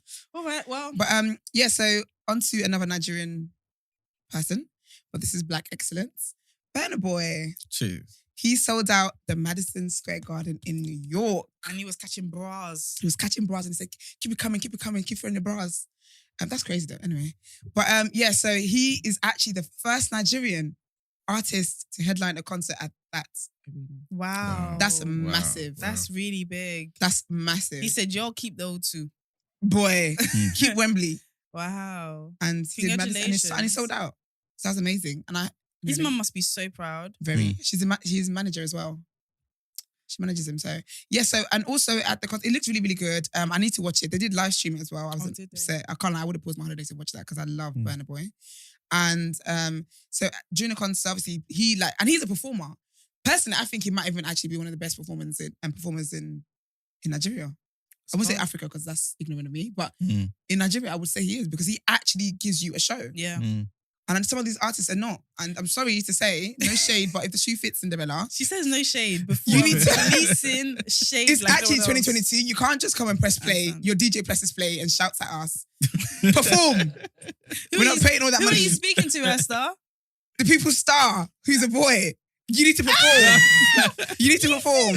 Instead of jumping up with one leg, you need to perform, sir. Man. Wait, here's that jumping on. Isn't that something? Oh, okay. You're talking about Nigeria. But, Nigerian artist. okay, so you're talking about Wiz. Yes, I've been to, and do you know what? Actually, And in I'm terms of gonna. shouting, also Davido. David performs. Yeah, he's got a lot of shouting. energy on stage. You know? Wizkids, and I do have you come to the show. Are It's we- nothing personal. Are we Wizkid. judging Wizkid off his last performance? No, I'm judging Wizkid off the No. fact that I was the head start of Wizkid FC and I've seen that man too many times and now I'm bored. That's what I'm judging it off of. I've seen him too many times in my life. Whiskey. That Esther is calling you out. You have to. because you know, come I feel on the like show. when your songs are lit, yeah, give us a performance. Like, and sorry, but tickets are getting more expensive these days. Inflation is mad. So Tickets don't are just mad. press play and then let the crowd sing your songs and then go. At least Davido is shouting at me. He's That giving shows me us- passion. That is passion. Who's ain't singing? But anyways, back to Burna Boy. He announced his 6th album, which is going to be called Love Damini. So his name is Damini Ogulu. And so essentially, I feel like it's like a present to us. It's going to be his 6th album, which is amazing. And yeah, and he previewed a song from the album, which samples Tony Braxton's song, He Wasn't Man Enough for me. My love that favorite song. song. True. My favorite song from Tony Braxton. But yeah, and he performed for 2 That's hours. your favorite song from Tony. Yeah, I really love it. And break my heart. If you're gonna have a slow jam session that you're upset about anything, end it with He Wasn't Man Enough for me, and you just reset to your bad bitch Yeah. straight away. Yeah, you Straight heal. away, you're good. You heal. You heal. But Can I just shout out my boy Jamie? He's Burna Boy's drummer. So he's Sick. out there enjoying life. yes, the Outsiders are so sick. I'm so sorry. That's his band, name of his band. And you haven't got us access to any Burna Boy stuff when his drummer It's is. it's coming. Okay, It's all right, coming. sorry. Love it. I'm Just jump sorry. in the gun. E-Man in the building speaks first. I fuck with E-Man's opinion, man. I love it, bro. I'm Fuck actually Mars, so man. done. But Yeah, so the name of his band, The Outsiders, they're proper sick. That's why I say it's such an experience. They're really, really good. Very talented bunch. I've seen Burna Boy once. Yeah, Burna Boy's a rock star. I saw him once at Afro Nation. He was my favourite act from Afro Nation. So it was J House, and he was a special guest because he just got released that summer. Yeah. So it was J House, Burna Boy, Davido, and Wizkid. And Burna was actually my favourite night. And that was the first time I ever seen him live. Afro Nation was amazing. I just like you guys never, my grandkids are gonna know about how amazing Afro Nation was. No, like everyone looked the first one like the performers turned up. Like I don't think you understand how every single on time ish. When does that happen? They don't even turn up on time at the O2. Like everybody was there. Nah, I don't know. I can't believe you was there, man. It was amazing. Why are you saying that? Like, what does that mean? Every girl that went everyone. You're not finished, obviously. You're not finished. I will not be finished in Jesus' name. Yeah, you're not finished, but because we can't tell. Who's who? Yeah. We can't tell. That's why they say you shouldn't argue with idiots, because from a distance you can't tell who's who, innit? We can't tell. That is so funny. We just know. So when I hear you went there, I say, oh. That's you. Okay. Didn't know that was your brand. Okay. I didn't really have enough fun, if I'm being honest. Well. Yeah, I should have had more fun. I had a good time. I looked fantastic every single day. I saw a lot of fun people. But I don't feel like there was even that many guys. I'll be honest, I don't think there was, because it was like one guy to every 20 girls, in my opinion. But to be fair, I feel like if I did it again, I would still do things the way I did it. Of course, it was because I went in a big group, and a lot of my friends would go early in the day and come back, and I couldn't do that. I would go for naps in between the day. See, I lived too far away to do naps, but I went with girls I didn't actually know very well. Oh, that's an experience. It was, and it still turned out amazing. That's sick. And we even went viral. Oh wow! Yeah, that was good. We did like brown skin girl or something like that. It was my first time doing any kind of TikTok. Oh, you have to send me the link. Oh yeah, no, it was really beautiful. Welcome to the Estan question. Listen, I told you I'm back. But so back to that. So it was amazing, and Burna will be in the UK this summer for Wireless, and I believe that's his first Wireless performance, and I will be there. Sick, love that.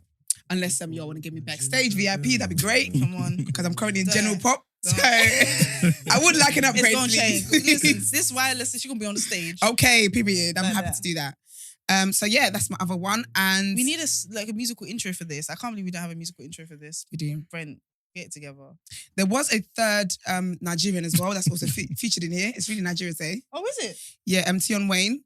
But really and truly, I really want to get into the Met Gala. I didn't know who that was, I saw Tion Wayne. I said, man. Yeah. Was that me? That was definitely you. Definitely wasn't. I don't like the tone of that, definitely. I was going to correct it, but I thought, what if there was a Tion Wayne? So I was hoping for the best. No, so basically, Tion Wayne released a snippet of his new song, and he's sampling LaRue in for the kill. But basically what it was, it's not really so much about the song, it's more about these artists. Yeah, it's a cheat code. They're not even doing hide and seek with it. They're saying, hello, this is who I am. I'm going to do karaoke upon this song. Yeah. So it's there was that kind of conversation going on. I wanted to see what you guys thought. Do you think it's like a new cheat code? Well, let's go to Miles, because he hasn't really been participating today and it's making me annoyed. What's up? I'm joking, by the way. He looks so serious. He was like, do not draw me out. No, he looks discombobulated. And he knows why. No, I wasn't. I was on that.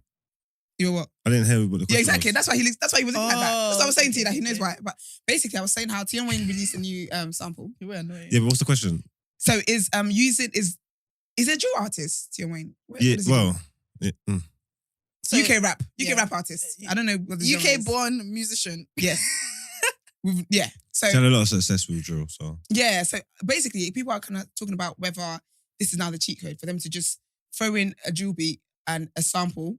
But that's what they're doing, isn't it? They've gone back and they're doing all the 90s songs and garage songs and all that for the drill things. And it's just a little fad that's going on at the minute. I don't know, the A&Rs, the people in the labels must be telling them, this is what's hot. But you know what it is as well? I think it's appealing to TikTok, because it's that TikTok kind of music. Everyone drops a snippet and everyone does videos on TikTok. When we hear the full song. Yeah, so that's the routine, innit? All them artists are going to feel like, oh yeah, you need one of these. You need something that can go viral on TikTok. Rare. So they're going to push them to do it. I think it's crap and trash. But I ain't mad at them. I ain't mad at them getting their money. That's the thing. I think do what you need to do. Do what you need to do. I think do what you have to. It's going to rub some people the wrong way. Not everybody's going to like it, but again, once you get to a certain level, I don't think you're not even really catering for us anymore. Yeah. We'll help you get to a certain level, and then once you elevate and then get to the masses, and then you go to Middle Earth and the Shire, and screaming. And then then you're catering for different people. So then it's just let them get their money, because after a while you just tune out and then you go back into the streets and find out the newest thing that's hot and coming up. I think it's a trend. I think, and with people are making money from TikTok. As in, like, if your song is off on there, your streams and stuff is wild. So how can we get can we do a TDA music on TikTok? I think I'll do that. A TDA music. Shake some ass. But yeah. Yeah, so I think the only argument in my head was that, is it a bit too lazy? It does feel like every generation looks at the previous generation. Every generation looks at the future generation and says, oh, the way they're approaching music is maybe a little bit less with artistry. But I feel like maybe that's just generational old head talk. I don't know. Because my thing with some people are going to do it really, really well, and some will do well, and some people are going to do it horribly. Digga D did it, and I didn't mind it. You could say it was lazy. You could say it was way too similar to 50, but yeah, I think if it works for them, it works for them. I think so, yeah. They get to define their music for them. Do you know what I mean? I think that's what it is, because a lot of artists do make songs and they get to that point of, like, when they get fame or whatever, or they get the deal they wanted and whatever, and then they start saying how they kind of lost themselves and they don't feel very happy with what they're doing anymore, all that kind of stuff. So I just would do what makes you happy. If you're good with it, cool. I do like H's Baby song, and it sampled Ashanti. And I was glad to see Ashanti post it as well. Because, you know, sometimes I think you just gave, like, permission, but you don't really care about the song. Yeah. Oh, did she post it? Yeah, she did. What, like? As in on her Instagram. As in, like, new song out on Friday. H Baby. I'm not sure if it says featuring Ashanti, actually. I don't think it does. But she actually posted on Instagram because I follow her. She's so beautiful. She seems really nice. Her good body's vibes. insane. She's absolute good vibes.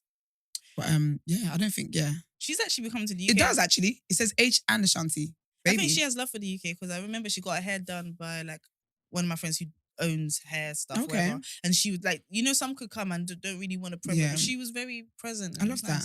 I think someone needs to also, while I'm here, while I've got the mic, someone needs to do an R&B Queens kind of concert. Like, get Keisha Cole, get Monica, get all these babes. That'd be great. I'd go with no makeup so I can cry. Cry to my heart's content. Who would you be crying about, Esther? Keisha Cole, every Keisha Cole song. Do you, like, are you like Sent from Heaven? Like, I just love them. Are you, like, super soft in relationships? People might say so. Hey, but it's not the brand I rep. Did Jason Derulo really fall down the steps? Or is that a lie? That was years ago. They reload that every single year. He did that years. He fell, like, years ago. I was in What, down the secondary Met school when Gala he fell. steps? Yeah. Did he end with, like, a dance? Like, No, he fell splat. Oh, so it's old. It's old. But it happened though. It definitely 100%. Every year they reload that. Have you It's ever, been years gone now. on stage? No. Or tripped up going on stage? No. Oh, what would you do if you did? You get up, Get Ronnie. up. What are you going to do? Yeah, fair. Like, you have to get up. The person that had the best fall and got up was Beyonce. Of course it would be Beyonce. If you blinked, you would have missed the fall. What She professional. acted like it was just... What professional. Who was it that fell as well? Was it? Oh yeah, it was. I remember Paul Michelle. When Michelle fell and they just stepped over and just carried on singing. Oh, gosh. I'm not here to watch you help other people. I'm here to watch the performance. So perform. She saw herself out. But Right. yeah, so I want to talk about the Met Gala as well. That happened last night. How are we feeling? The looks. I'm gonna tune out. I'm really gonna tune out here. At least you're telling me this time. I appreciate that. Yeah, no, because I Honesty. couldn't care less about all these horrible looks that people are doing. So Stormzy was I'm there. a big man. It's good. First Think of I'm all- coming out my yard to man dress me up like Count Blackula. Listen. First of all, Let's talk about that. big up the queen, influencer, the queen. Like, she's just a queen. Everything she does Mel's amazing. Mel Ward. Corp. Listen. Like Mel fucking Corp, bro. She's the only mailing list I actually look out for. Listen. Mel, what we doing today? Mel has made me buy perfumes I haven't smelled before. No. I don't know what it smelled like, but Mel But I said know she this won't is. lead me astray. Mel said this is good. I said I'm taking your word for it, sis. we Order. fuck with, and What, did shout. she go to the Met Gala or something? She She styled dressed- Stormzy. She's a stylist anyway, but she did the Met Gala as well. She done that? Yeah. First of all, do No, you know wait, what? Go what's back to going not on? caring. What's going- Please yeah. go back to not caring. You're Wait. interrupting our speech. The white. Don't ask him. garment. Don't ask him. Hey. Don't ask him. I'm changing my done. Please man. Please don't. Can you block his access to the document, please? Quickly. He wants Stormy to be wearing a hype tracksuit for him to be happy. No, he's at the Met Gala, bro. He's not in North London, bro. No, Like, no, allow mate. him. So what's the name? Mel's Wardrobe or something like this? Yeah. She's the one who done that. Melissa. No, if Melissa. you- So now it's making sense because I see a man retweet that with flames on my timeline. I was Oh, thinking, no. what? And then, nah, no. I get it. Please. I don't get want a it. Twitter space now. I've had no Twitter space. Huh? Let's not do that. Please. I didn't say I haven't actually said anything. You've said so much. You didn't have to. You said too much, in fact. You said, is that who did that? And that was all you needed to say. And then That I was said, all silence I him. said, please, go back to not caring. Not to Mel. But yeah, no, shout out to them because I think that's a very amazing look. That's amazing. I envisioned that for stylists, Met Gala's like prom or something. That is the biggest. Because I know Winter knows your name. And I think That's stylists care amazing. about that. That's amazing. Yeah. Because every article that he's on, they're going to put your name in there. They should though. Pick up Mel. And big up Mel's engagement ring because I need like 2 more weeks of because That you ain't ring, here last week. Sis, Let's talk because I had to deal with these man them talking and they about don't it. care about it. They don't care about it because he doesn't believe in possession. this guy. When Anyway, I saw the ring, I closed the app, came back in, I said, stop it. I tweeted, I hope the ring has ate well today. No. The next day. I hope it has. That ring. that's a ring. That's a ring. That ring is a prayer. Mel, Oh. she got engaged last week. She got engaged. I think I heard that. Of course she would because it's Mel, man. Mel Corp, man. And You the have to ring. keep up to Her it. ring is a person. Her ring is an Deserves- individual that deserves its own rights and also does not Damn. like statues. But Big let's up, not you. talk about You're that. having a great run. You keep going. Great week. sis. And I love that black. That's what I'm saying about black women. What does she like look it. like? Show me her, please. It's beautiful. All right, I'll show you, You- after because I don't trust. I don't know. What Yeah, they're on. I just can't. No, I'm you just sorry. keep talking about this person. I just want to put a name to the face. Yeah, I'm literally Googling it right now. You know? You don't know Mel. No, don't Google. Don't do that. No. No. I feel like Go your on, missus go on knows Mel. Instagram. I'll DM it to Let you. me see. Go on Instagram because that's where the best things are. Google, I don't know what Google can have. Mel. Yeah. I personally wouldn't trust it. But yeah, so Met Gala, Koi, who's your Yes. favorite look? Oh, my favorite look. Sis, you know, I want Brent. Okay, I like Cardi. I love was with Cardi, Donatella. But you know, I'll say though, It Cardi was a bit is predictable. The look. the way Cardi dresses. Yeah, Mhm. no word of a lie. Mm. That's how the Nigerian babes are dressed into weddings. No word of a But lie. that Yeah, speaks yeah. about us. Yeah, it though. is. Yeah, it is. I'm That saying speaks like about us. it's shake breast. That it's speaks about everything. us. Not shake breast. That's us. No, it is. But I think I like Cardi's. I think my favorite though. Big up Nicki Minaj. 'Cause I feel Oh, I like can she's see been, why you don't like her though. She looks lit. she's lit. She's Listen, an she amazing looks woman. lit. She But you know, is what it is? lit. I think also I like Nicki's one, but I like seeing Nicki out because Nicki's been really like kept away for a Because while. Nikki don't like stress, man. And people don't. She don't like people. People don't like her, and I get it. Yeah. She's been acting like a real Sometimes Agbaya. go where you're Go where you're celebrating, celebrating, not sis. tolerating. And at the moment, a lot of people are her tolerating and the you. baby, just yeah. Yeah. Let So her be in her piece. but I think my favorite look Okay, give it to me. that I've seen so far is Lizzo. The picture was fucking insane. Stunning. She looks The picture absolutely was stunning. insane. Hold on. She looks absolutely stunning. Yeah, hold on. Yeah. It's in the group Do chat. you know? Mars. Yeah. Actually, don't care. Oh. Never mind. Oh, just looking like Henry VIII. Not Henry the Eighth, child. Henrietta the Eighth. That's it. Henrietta the First. No, she looks good. I like Lizzo. Do you know Lizzo has a show on Amazon called The Big Girls? And Big I watched Girl. it all in one go. I didn't even know fucking she like makes her. songs. I saw like a music video the Nah, other day, her- and she's got songs. I was like, oh god, she Her makes music song and shit. Artist. That was everyone's caption. Yeah. For a good. She's a musical Solid G. artist. Man, that jacket's I think cold. Cardi looked Nah, she insane. looks stunning. Cardi looked Is that a insane. dress or a jacket? That dress. It's a jacket. So she's wearing a black dress and then it's like a jacket. Oh no, I'm talking about this red thing here. Oh, please. That's a puffer coat. That I'm is not gonna lie to serious. you. I like it. Is I'm that, not gonna lie. That's No, Gigi Hadid, isn't it? Yeah. I'm not gonna lie to you. I That actually red like coat's it. serious. I I can't like even it. lie to you. I like it. I She- just think, Yeah, no, this has been dipped in the Nah. blood of her enemies. I like this. This is, Where's Lizzo? I would this is probably at the say, top. and this shows their influence. I would say This I'm a one. bit disappointed by the Kardashians, you know. Do you know what? I'll be honest with you. That Okay, dress here what that is Chloe's it? wearing, I've seen that look before. But Chloe's tired. She's got other things she's dealing with right now. Kylie looks like, no, she's not dealing with it. She's not dealing with that. Oh my She needs to be gosh. dealing with it. And I wish she did spend time dealing with it. Gosh. Oh, big up But Lizzo. anyway, Oh my god. free the black I men. would say what's- Kylie. Kylie's like a runaway bride. You say what she meant to be dealing with? Yeah. She's meant to be dealing with her cheating husband. But she's not But with are they him. married? Okay, her cheating man. Okay. Because she keeps taking him She- back. And that man she's is not gonna take him cheating back because he again. wants, they're together. He's Who told you? cheating. Jason Lee, who told you? She back? Is she back with I think they are. I think they're probably still together. fucking. Did you see? Basically, the new show has started because they did a whole speech about they weren't doing the show anymore, Mm. and then the week after, they said they were Yeah, but network. Jay-Z retired and was back. But fair enough. That's the point. But basically, on the show, yeah. So what is the kid's name? North, I think. Kim's daughter was playing Roblox, right? And her sex tape was in the game. Someone had their face on the game as her face in the sex tape. So then North must have showed her like, "Mommy, what's this?" kind of thing. It wasn't North, it was So the she boy. needed it. The boy. Yeah. I lost track after North. Same. Not gonna lie to you. That was the first child. You lost track after the first. I lost track. But so basically, I was gonna showing Kim, right? So Kim was called Chloe. So they're all at the table. Tristan is there. That's the cheating man. He's there, right?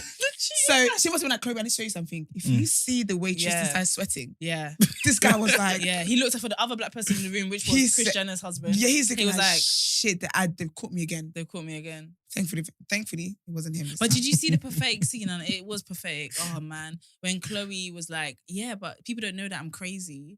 And then he was like, no, I've always respected you because even though I did all this punching, you never moved like a crazy girl. Innit? And she was like, no, I did. Remember I poured water. He couldn't remember.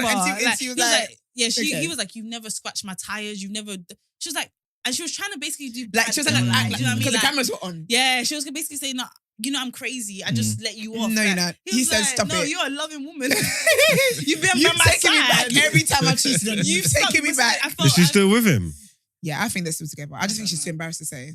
But she wants to have another kid with him, though, isn't it? Yeah, she said she wants to have. That has been because that's her the child. excuse for many a woman to stay in a relationship because they're like, I don't want to find it's long starting a meeting. So that love is strong anyway, man. More power to them, man. But with them anyway, it's good to see them flourishing. Well, I just think leave the black men alone. But Kylie looks like a runaway bride. A teenage, like 16 years old, she's like, I don't want to marry him. She's actually got like I think it's a good idea. I don't think it was well executed to the best of its ability. It could have been way more cooler than this. I think Kendall, Courtney just looks like, I'm here because family name and I have to be here and I hate y'all, but whatever. But I'm happy and I'm in love. Yeah. That's what she looks lovely. Kendall, I think, looks the best. But she's a model. I expect that. Yeah, this is a cute fit. Where's Kim? Did Kim go? Kim went with, she went looking like Marilyn Monroe, blonde hair and like a skin color dress. And she went with her man, who, by the way, got a tattoo that people are saying are the initials of Kim and Kanye's kids on his neck. First of all, they need to, that man needs to go. Who? These are signs. These signs are not, what's dark, what's brighter than red? What's worse than red? Crimson. It's like wine. It's like flashing. You think that's a flag? That's the big. Are you okay? But can we take? You're my boyfriend. Can we give context? There's no context. The context is that you're my boyfriend. Are nothing for him. Like I don't care. So he just put the initials of Kim's kids on his thing, which I think is the way to Kim's heart, like loving her kids. No, I think he's antagonizing Kanye. When you're a stepdad, you're antagonizing Kanye. No way. How's he a stepdad? No. Let me land. When you're like you're asking the right questions. I said stepdad, but I feel like Kim is known for moving quickly. As far as I can tell, this love and dove that they have, they've already started talking about future shit. Like, so I feel like then wait for the future things to get here before we start getting tattoos on my kids' names. I know, but I feel like somebody doesn't do that without the woman giving him a green light. No, because he got hers without.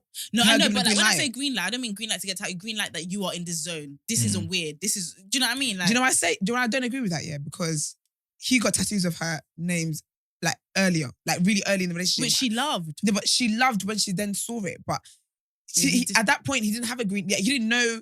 He didn't have a green light to do that. He just did it. No, but I think he's weird. I know. Sorry, he's a creep. Sis, am I the one that would date him? No, I'm just. No. I'm just saying that. I just think he's a creep. I don't think he's dangerous to the kids. Nah. And I don't think he's antagonized. This is how it starts. I think he just doesn't give a fuck about Kanye and he's just loving on his woman in their intense way. And by the way, it's not unique to them. We have Megan drinking blood. We have Courtney's love seems kind of cute. They've known each other for a long time. But I just want anything better than Scott to stick for her anyway. So yeah, she can be with anybody. Can you see how Scott is moving? I'd rather she would be with Future at this point. Can I ask you a question? Have you guys ever been mad? I've never seen a mug so bored, but we don't give Brent, please don't show his name on the camera. We don't care. We don't care. Have you guys ever been really close to your partner and then when you break up, do you lot still stay close with the family? Or close to your partner's family, sorry. Like, what do you do when you break up with that person? Do you still talk to the family? I don't think they can relate. They look like they can't. I ain't even really trying to talk to people's families anyway when we're together. Have you met parents before? Yeah. Did they like you? Everybody loves me. No, seriously. I'm dead serious. I'm a people person. You haven't been around me. Yeah, fair. Do people like you?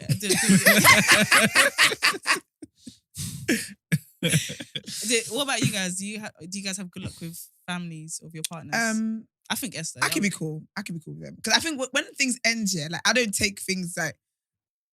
But do they like you, or you like? Of course, they like parents.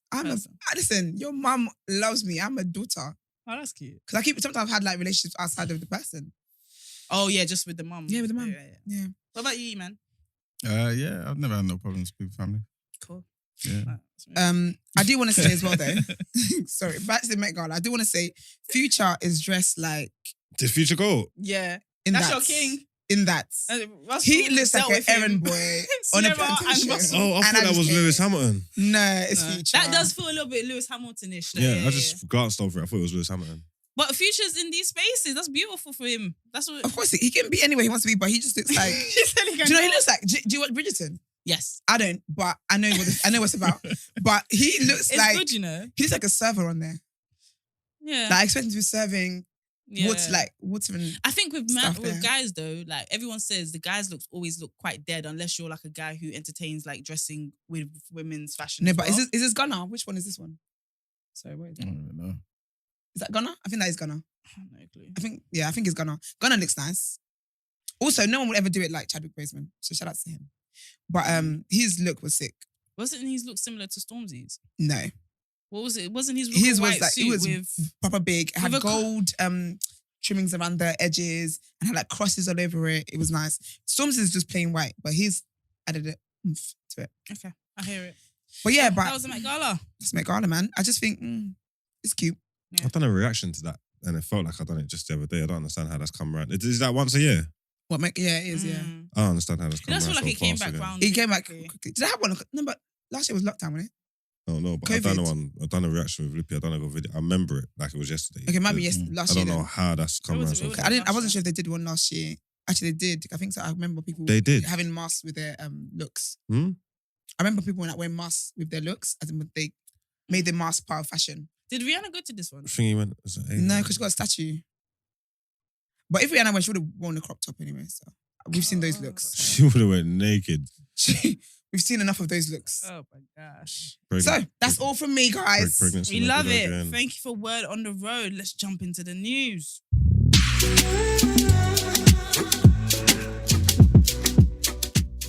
Okay, so the first thing is Boris Johnson's Conservative Party are looking to extend right to buy to housing associations.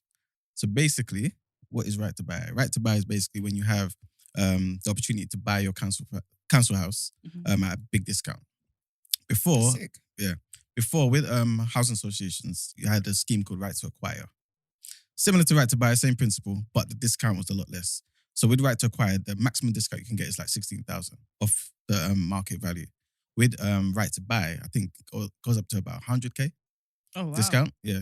So obviously, it depends on the location and everything. So obviously, they're trying to extend that to housing associations so that people in those situations can obviously get a chance to own their properties. Can you get more? That's what I'm looking into as well. Mm. That's now I need to wait But can you get a so I can get a bigger discount. okay? Yes. With that though, can you get a mortgage with that, or do they want you to buy it like No, cash? definitely have to get You get a mortgage? Yeah. Yeah. So it's the same thing as like before, buying it. The normal way. Yeah, the normal way. It's just a but yeah, you discount. just get the discount. That's really sick. Yeah. So Boris doing something. Not Boris trying to Something clean good. up his legacy. All right. But when would that go through? I think they're still discussing it, but could happen like this year potentially. Let's see. Yeah. Then we're back. But this is the thing though, yeah. This is where there's a positive and minus. Oh dear. So- I knew a ball was going to drop. That's not even. It's not even him. Basically, this whole right to buy scheme started in the 80s with Margaret Thatcher, and obviously back then, like we're looking at inflation rates of like 25%. So even though now we're complaining about 8.2% and everything, 25% back then. So she was looking into the scheme to try and pretty much find a way to reduce those interest rates and bring some prosperity to the country. Hence the whole right to buy thing. So you can get generational wealth and whatnot. Mm. The problem with that is once they sell the properties to obviously the council tenants, the plan was to use that money to then rebuild. Issue is they're not rebuilding as fast as they're selling. So I think as of like 5 years ago, for every 8 properties sold, only one's being rebuilt. So obviously the situation is, yes, it's good for us now if you want to buy properties. But tomorrow now, your kids or people who need to get into a council house, there's nothing for you. Oh, so they are meant to be replacing the council houses that Yes. stop being council houses with new ones in Exactly. different areas, Yes. kind of thing. Mhm. Oh, okay. So that's the issue. So is it really a good thing? Nothing in this life is good. There's always pros and cons. Consequences and rewards. Yeah. Mhm. I don't know. I think isn't the point though that this is what I'm gonna say is stupid. I'm saying it's stupid from now, right? But isn't the point that now they're on a property ladder? There's like they're trying to get all these people that are vulnerable in a vulnerable position in our society into a more independent position, right? Yes. So I guess in their head they're thinking we won't. Hopefully, with this scheme as well as other things we're doing, we won't need as many council flats. Everybody can be a little bit more, but that's not realistic, obviously. because Exactly. People finna always. Yeah, you just kind of have to have some type of safety net for regular people who, for example, are renting or whatever, lose their jobs and can't afford those, those high rents. You want something subsidized. And obviously, if there's no council properties to actually rent, you're kind of finished. During Christmas, I used to go to this church that during Christmas they would let the homeless people sleep in the church, like during like the winter season. And I was just talking to one because the dude kind of, I'm not saying he didn't look homeless, but I just was he was telling me his story, and he basically was like, my biggest issue was that I wasn't in a council flat. I had a good job accounting and all that. When I lost my job, there was no safety net whatsoever. Like I went from a house, car, everything to nothing.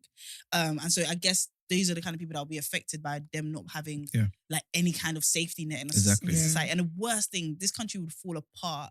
I feel like if we were like America and we had no safety net for the poor, we just let like the poor just die. Like if you're sick, you're dying. If you're anything, you're dying. That would be terrible for this country. I personally think there definitely needs to be like a welfare system and everything. But do you feel like it kind of enables certain behavior then? Because if there's always a safety net, you may not. Where's the incentive to really do better? Yeah. Well, that's why you said that we wouldn't be able to handle it, because in America they're used to it because they've been fighting their whole way. Obviously, there's bare people who are dying, who are struggling and whatnot. But Skid Row, everything. It gives them the mentality that they understand that they have to go out there and get it. Yeah. And then obviously we've been made soft. We couldn't even if they just said even if they gave us like, well, this is say a year just to get your mind right and say, look, in a year this is all stopping. We'll crash. We'll be finished. Well, absolutely finished. Absolutely finished. But I don't know. Sometimes I feel like because our generation is a generation where we're seeing a massive change. So I would say that my mum was born here, but let me not even put my own stuff out there like that. But in my life, I was like, y'all ain't my friends. But like, so when I think about it, she worked hard, right, to give us like a home, give us a stable upbringing. Yeah. I feel like my job is to like change the tax bracket. Yeah. And then I feel like the generation after that maybe is to enjoy life or change the tax bracket further. Cool. And I feel like because of that, maybe we don't think enough about those who are still going to be in the council, because we're all like, how many people you don't know the reality, but how many people are showing like the key picture because they're getting their first properties? Like it's becoming a normal conversation for people to be getting properties in their 20s and 30s. Exactly. So it made me ask, because I asked this question, I was like, do we only support certain like, are we only Labour supporters because we grew up in that position, and now as we go further we're now turning away from it because you're only going to vote for what benefits you 100%. Really, do you know what I mean? So are we even good people, or was that just the situation that benefited us the most? But are you not a good person for wanting to vote for a party that has certain policies that betters you and your family economically, even though you're kind of forgetting about, the I think everyone votes for what, but I think everyone votes for what's popular in their circle, or if they are into politics, what benefits them. Like a lot of people do that. I think there's very few people that vote for what would go against the quality of their life just for the benefit of other people in the country. Shout out to them. They're obviously like wonderful people. But yeah, it just made me think like we're not really that community focused sometimes. We're really like, it seems like we're really by ourselves. That reminded me of that time on Twitter when people thought they had a consensus to vote for Jeremy Corbyn. Shock horror. And everyone was like, oh my God. Forever. And I was thinking, he didn't win. I was one of those people. Genuinely, I didn't realize I was in such an echo chamber. I was like, he's going to be president. Listen. I was like, he's going to be president. White House next. Bro. And I was like, because I've never seen us so verbally invested. But you know, people are pretending because it's what they see everyone else around them saying. Yeah. Exactly. You can't say you're conservative. It's like saying these people don't know nothing racist. about. Well, they saw him doing some gram stuff or something like that. These people don't know nothing about politics. anyway, they don't even what makes you think he's even going to be a good leader? They don't even really know what he stands for or anything. His past, I think because his past is more entrenched in activism than other politicians. Like in terms of when you think of a politician, you think of somebody who's really about it, and you think that they would be doing it from young. Like it wouldn't be like just a social climber who just wants to get to a place of power. And when you looked at his history, it looked like this was somebody, even when it wasn't benefiting him, was putting himself on the front line for a lot of causes. And it looked like he was more genuine than other people. And I think that's why so many people were excited about him, because he moved like an actual politician in terms of, this is what I'm about. I eat, breathe, and sleep this shit. But you know, this is what I think people forget as well is that, and this is, I saw this with Americans and Obama, because I studied that at uni. People forget that, yes, you can elect this person to go blah, blah, blah. It's not all down to them. Yeah. There's actual powers that be that they've got to listen to. So even though people wanted to vote Jeremy in and whatever, his power was still limited. And I really feel like if they voted him in, today he'd be cancelled. Listen, I really believe that. His own party. His own party didn't really fuck with him. Do you know what I mean? But he was not going to have any power in there. He was moving like a dictator though. I think listen, they're going to fight you. He's too far left. He's too far left. See? You can't say that out loud though. You can't say this outside this room. Let me say it louder. He's too far left. because he's not on social like that. He's like, yeah, Vim. He's like, cancel me, you won't find me. But it's true. That's how people move. So yeah, I mean, I think the right to buy thing is brilliant for the present. That is very good. I think that's amazing for the present.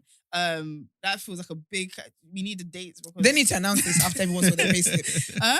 They need to announce this after everyone saw their payslip.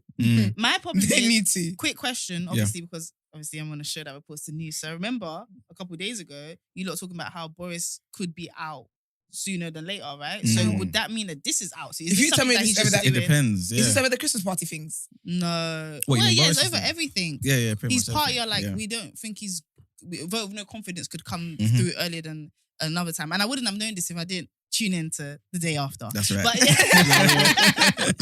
But like in my head, I'm like, so is this something he's just doing like, look, I'm not the worst person in the world, but I never actually have to follow through on this. If he gets it pushed through, it wouldn't matter if he's there or not, innit? Yeah, but you have to do it before. Yeah, before. That's what I'm saying. If he gets it pushed through, because it's just the leadership of the party, not But the how policies, genuine isn't it? is he about it? That's what I'm saying. Like, I don't think the man cares. No, I think he's genuine because it's pretty much, it's the legacy of the Conservative Party. It started in the 80s with Thatcher. This is what they're about. They're about, self-reliance. It's giving conservative support over there. Do you know what it is? I'm more capitalist than I am socialist. Okay. That's why it may seem that way. No, I'm not judging you for do you know that. what? Yeah, but you know what? White man. No, but at least I'm joking. I hope to pick that up. I'm joking. You literally said what I was about to speak against. Go ahead. Because I was gonna say, I just think even with that, I just think because you didn't judge ish, but people out there will tear people's singlets for being conservative. No. I just think everyone does what they want to do and in ways that benefits them and their life. I literally just said you that. don't all have to. You know the thing is, No, but before that, I said people are gonna vote for whatever. Yeah. And the they reason should. why I said this is because I remember a popular podcast just kind of having a conversation, and then somebody took a clip and said, "It's funny how as soon as influencers start making money, they stop being they stop being Labour." And I thought that was such an important discussion topic because when you think about where your political views come from, it's from what I've always heard. Like at one point, you're gonna have to sit down and make the decision that makes sense for you. I think English people are weird, and I think we watch America and then we pretend that we're involved. That's our reality. Like we care about politics or people's what people align with affects. Like in America, if you're Republic or that can mess up the relationship. We don't care. We don't know what. I don't know what you align with. We don't even care. We didn't have stickers. People chat shit about Labour. Essentially, like we are all conservatives because that's what we're living. Fair enough, it's not what we're gonna vote. If some people had a choice, they wouldn't. But as it stands, whoever's in power, that is what. So we are currently living conservative laws, rules, policies, whatever. We're all conservatives until it changes. Like just. Well, at least you go wherever the wind blows. Yeah, for real. It's mad. I mean, like at the risk of me sounding kind of crazy, I've never voted Conservative ever. I've always voted Labour. But I've hated it for the last few times. I think you speaking for a lot of people. Yeah, so because you're just doing it because... Yeah, that's why I say, it's going to make me stupid. So were you doing it because you didn't want to vote Conservative? Do you know... Is that what it is? It's like... Kind of, yeah. And the thing is, right... That's the problem with a two-horse race. Yeah, pretty much. I don't get that saying, but I haven't got a lot of things to because say. you don't want your vote to feel like it's wasted.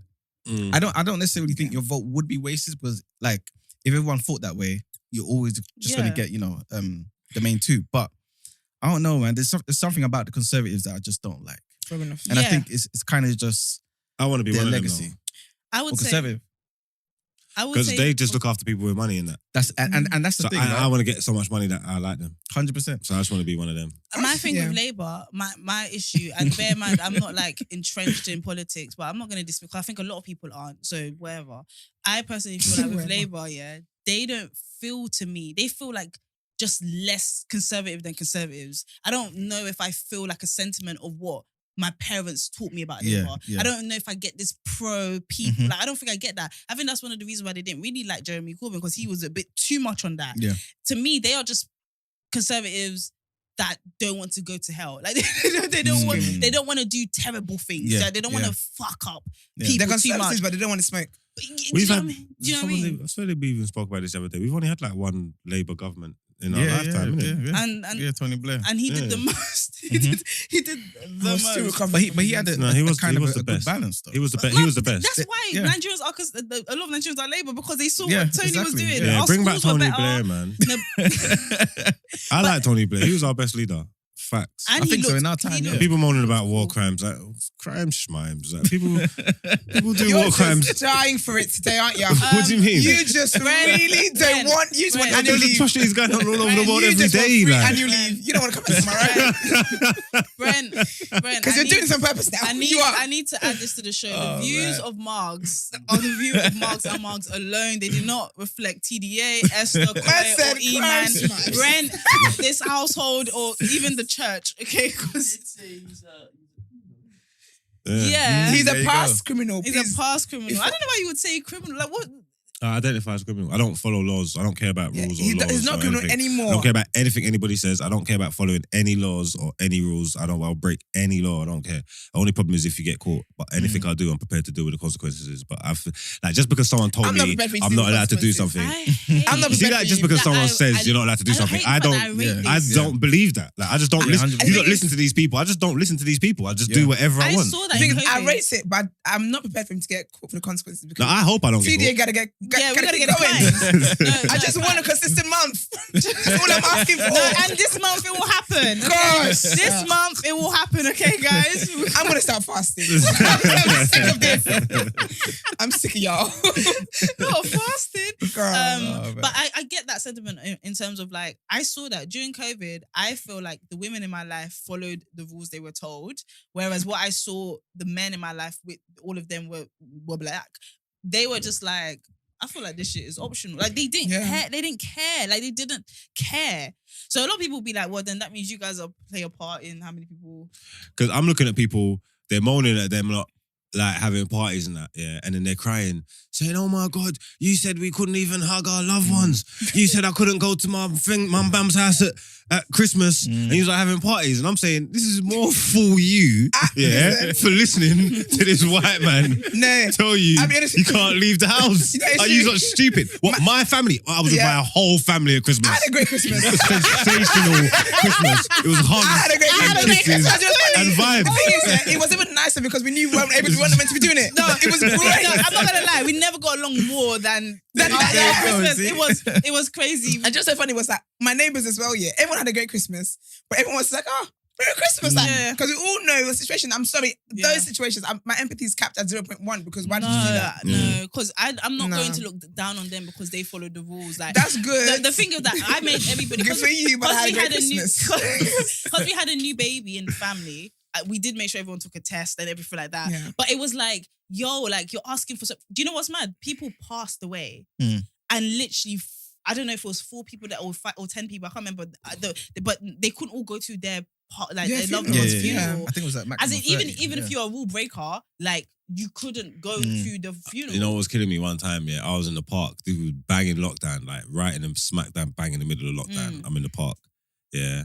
I think I came to Brent that day. I had to record. We was in the park drinking, barbecuing, whatnot. Remember they started doing the clap for the NHS That was on Thursdays. That was Black Mirror. Bro, we was in the park drinking. The sun was shining. We've been out there all day.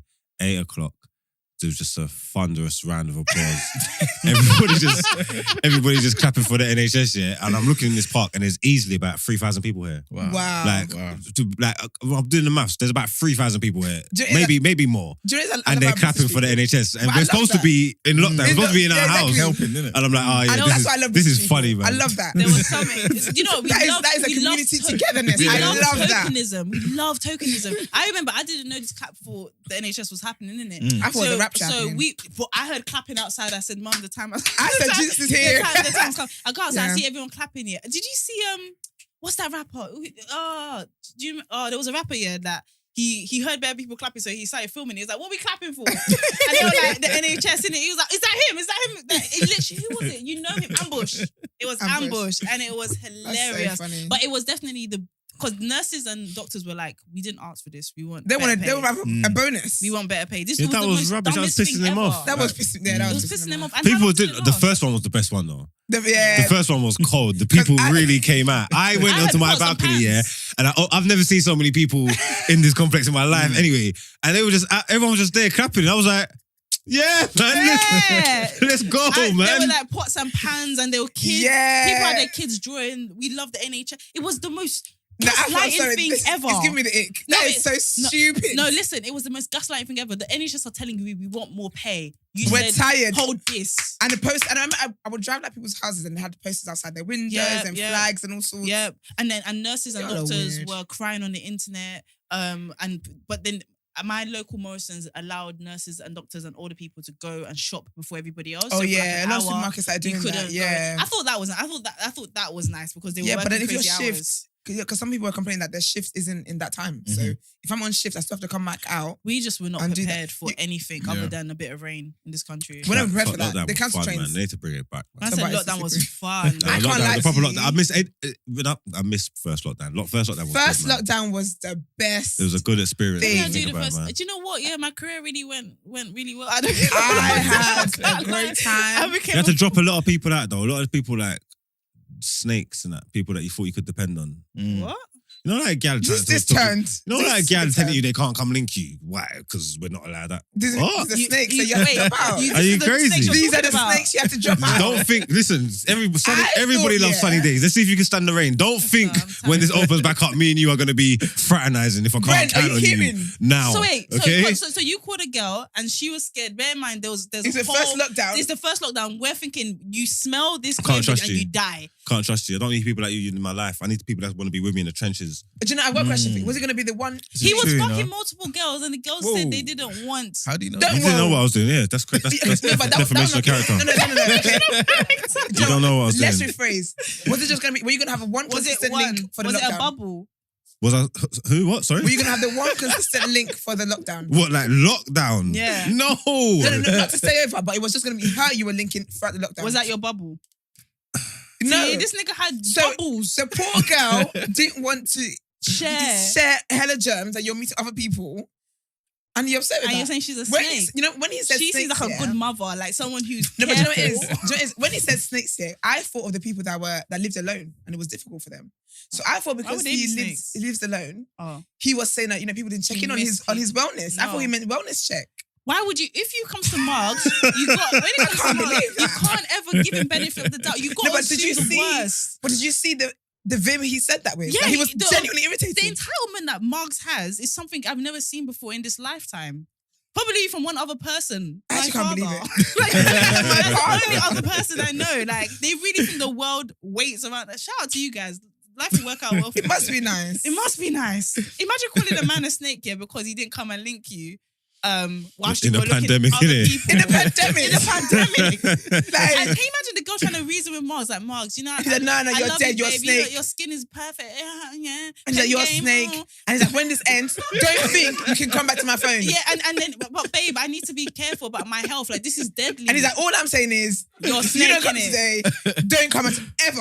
And she's on a WhatsApp chat saying, I really everything we was doing, the whole relationship we was building, it was all practice for this moment. No, it wasn't. If I can't count on you now, why is Emman not relationship was? This is facts. Do you get what I'm trying to say? Are you okay, Emman?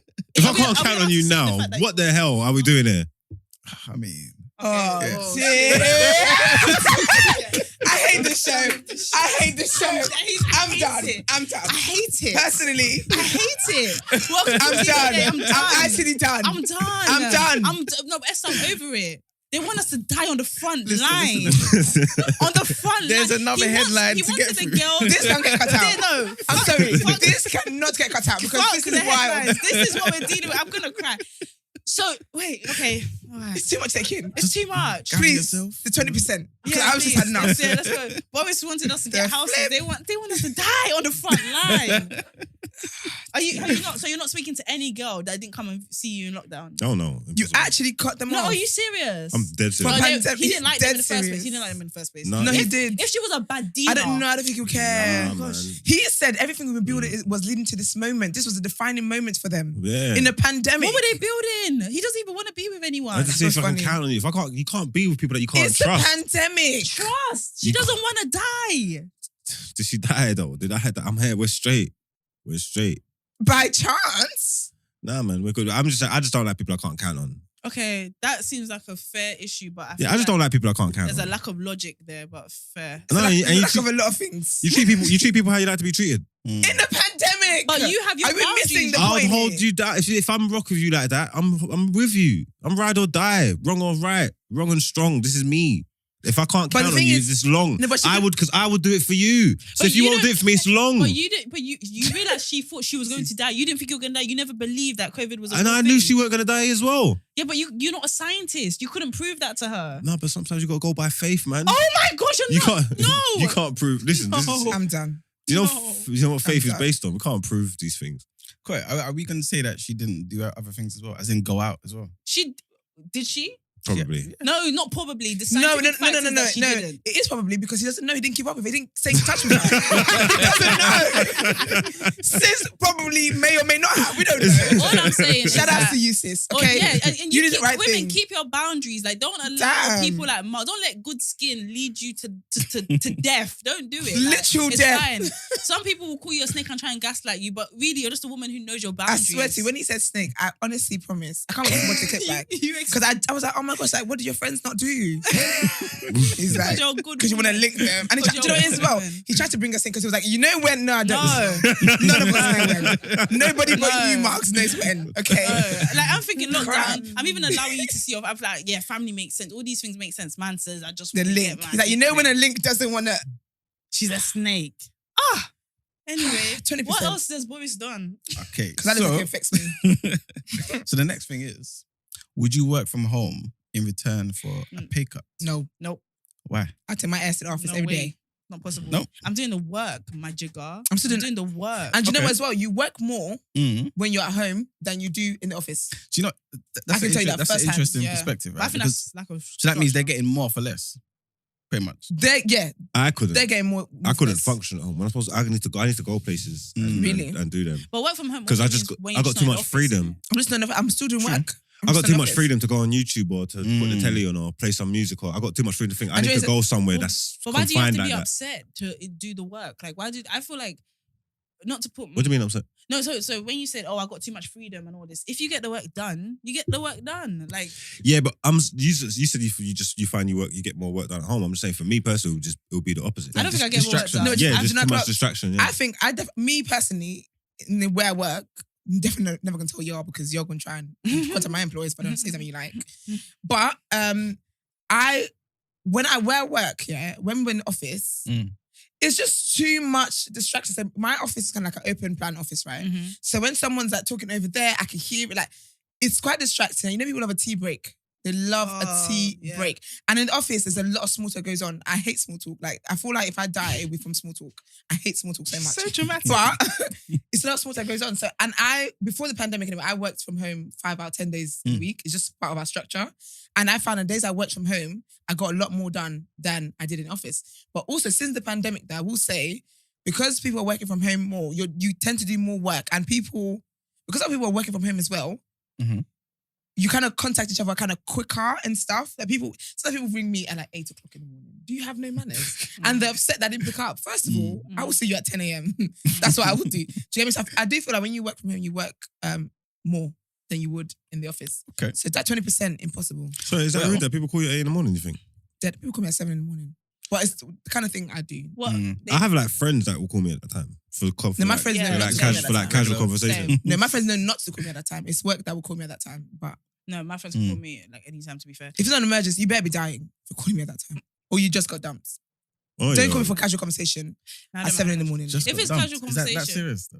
Yeah. I just, what do you mean like? If you just got dumped, to Yes. call you at that time. Yeah. You Yeah. can't wait. That's, Heartbreak, wait for innit? what? That's what, the world's stopping when girl get done. That's serious, you know? Yeah. You're just in bed, tears are running back into your ears. That's the whole contemplating thing. everything. Like, yeah, no, It's but difficult. that's serious. Call me just before the breakup so I can be prepared. So I can be there with you. Do you know what I mean? Like, call me, like, yeah, and you're staying on the phone for serious. ages. Like, I'm saying As in like the hours, day. like the whole day, you're just like, oh, sis, I have to go into this work meeting, but I'm here for you. I'll call you when I come back. Like when Just your need girl to not gets feel dumped, alone. it's long for you everybody. both have to, all of it. That's why we get a little bit annoyed. Not even I don't dumped, but like a get breakup. annoyed. Sorry, a breakup, I should say. A breakup. When it's not dumped. When it's a breakup, it's long for It's everybody. long. Yeah, but yeah. You got to check in on them and like Yeah. And you're gonna have the same conversation a few times. a few. Yeah, I know. You're going through the Months. same thing Yeah. over again, over again. Yeah, like yeah, over and yeah. over again. Looking You at the same you thing. could wake me up out of my sleep and I'll tell you the full thing. Yeah. Sounds like a very unproductive conversation. No, No, because because you need an outlet. it needs an outlet. Because look at the guys who are not letting things out, they're punching walls. Yeah. So I'd rather my girls be crying to me. But I'd the rather, girl ain't gonna punch the wall. Do you not think it contributes I'd rather guys opened up about these things and talked about their hurt. Yeah, because guys do get hurt. And don't you think that contributes to these horrible, alarming suicide rates? The fact that you lot don't no, not breakups. Oh, the fact that you okay. lot don't No, express but breakup your pain. can- And I don't know why you're laughing, because many a man Many crumble a after man. a breakup. Like, they No, but you know, like crumble. actually They do go scientifically, through it bad. They though. go through it. no, but scientifically, you actually can. You can die from heartbreak. I think it is, I don't know. or something. I've read that before. How have they Heartbroken to even measured death. that though? No, you actually can. Okay. People call Melancholy. off sick. at Yeah, work like your because of perspective is heartbreak. fucked. If you don't taste it, I'm sure it causes You ain't gone some for bad- heartbreak. That's what When I you're watch saying. human interactions, and I see people, I just think I just think they're weird, man. Who? Men. Humans, men and women. When I see like how people always react to breakups and how Oh, yeah. someone can be like dying in the dumps and just like heartbroken and devastated because someone else left them or someone betrayed their trust It's and mad. went with someone else. I just think you are just idiots. I just think you are crazy. I Yeah, think no one could never make me feel like that. I I just feel think it's like- mad. Like, I actually think it's mad. and I think that's The fair. expectations that people we have of each other and put on each other, and then just everything that we go through. Yeah, I actually look at it and think people are proper crazy. You like. think people are giving away too much control of themselves to others? Yeah, like, I proper think it's Do you know mad. what it is? Can I say though? I think, and I always come back to this. I don't know your history in that, but I think because you've gone through things that I expect are like way more traumatic. I think a lot of these other things you're just like you have like you oversee it. You Yeah, that's kind of understand it. usually how I thought. Yeah, people are just Yeah. worried about all the wrong things. All this stuff that people are worried about. It's just all trivial But stuff. are you not? Maybe you're not the norm then, because many people haven't gone through the traumatic things you've gone through. So for them, someone is- walking out yeah. their life is a reflection on what they've. It's not obviously it's not. Yeah, no, traumatic. I hear By the you, way, though. No, but all it's these people traumatic heal. though. There It's is so trauma in traumatic. someone just up and leaving Loving you. someone, choosing to love someone, yeah, which I think is extremely brave and scary all at the same time, yeah, is literally kind of, especially in the childhood stages where you don't really know boundaries and shit, Yeah. it's kind of saying we must work and everything is a reflection on me and vice I versa. don't get all of this. Yeah, no, I don't know how to describe it. I don't know how to describe it, but it's like we must work, and I Yeah. feel like what happens when a breakup happens, especially. I'm not making this a gender war, but I feel like sometimes there's this tendency for women to think this relationship, if it doesn't work, is a reflection on me. Yeah, that's true. And that's how we've socialized. we've been Because socialized. That's what we That's see. how, like family, like aunties, mums, and stuff, they feed into that. If this doesn't work, it's because of you. You haven't done something as a woman Yes. to make him want to stay. 100%. And so all of these things, and I don't think this is even a race thing. I think loads of girls across whatever shape, Everybody going country, through it. they feel like, yeah, I'm meant to make it work. And they don't think, so they audition for relationships almost. It's only when you're older, and this is what men see as women being too difficult. But no, it's just, now I know I don't need to audition. Now I know that we both have to kind of like each other for this to work. And that comes across to you guys as, oh, she's tough and she's bitter. No, it's just, this is all right if it doesn't work, bro. Like, I think that's what older women have. But younger, fairy tales fuck them up. Parents, you know what I mean? Oh yeah, All that shit. Disney killed you. So. Yeah, Disney put us on the back. Don't look me right in the soul and say that.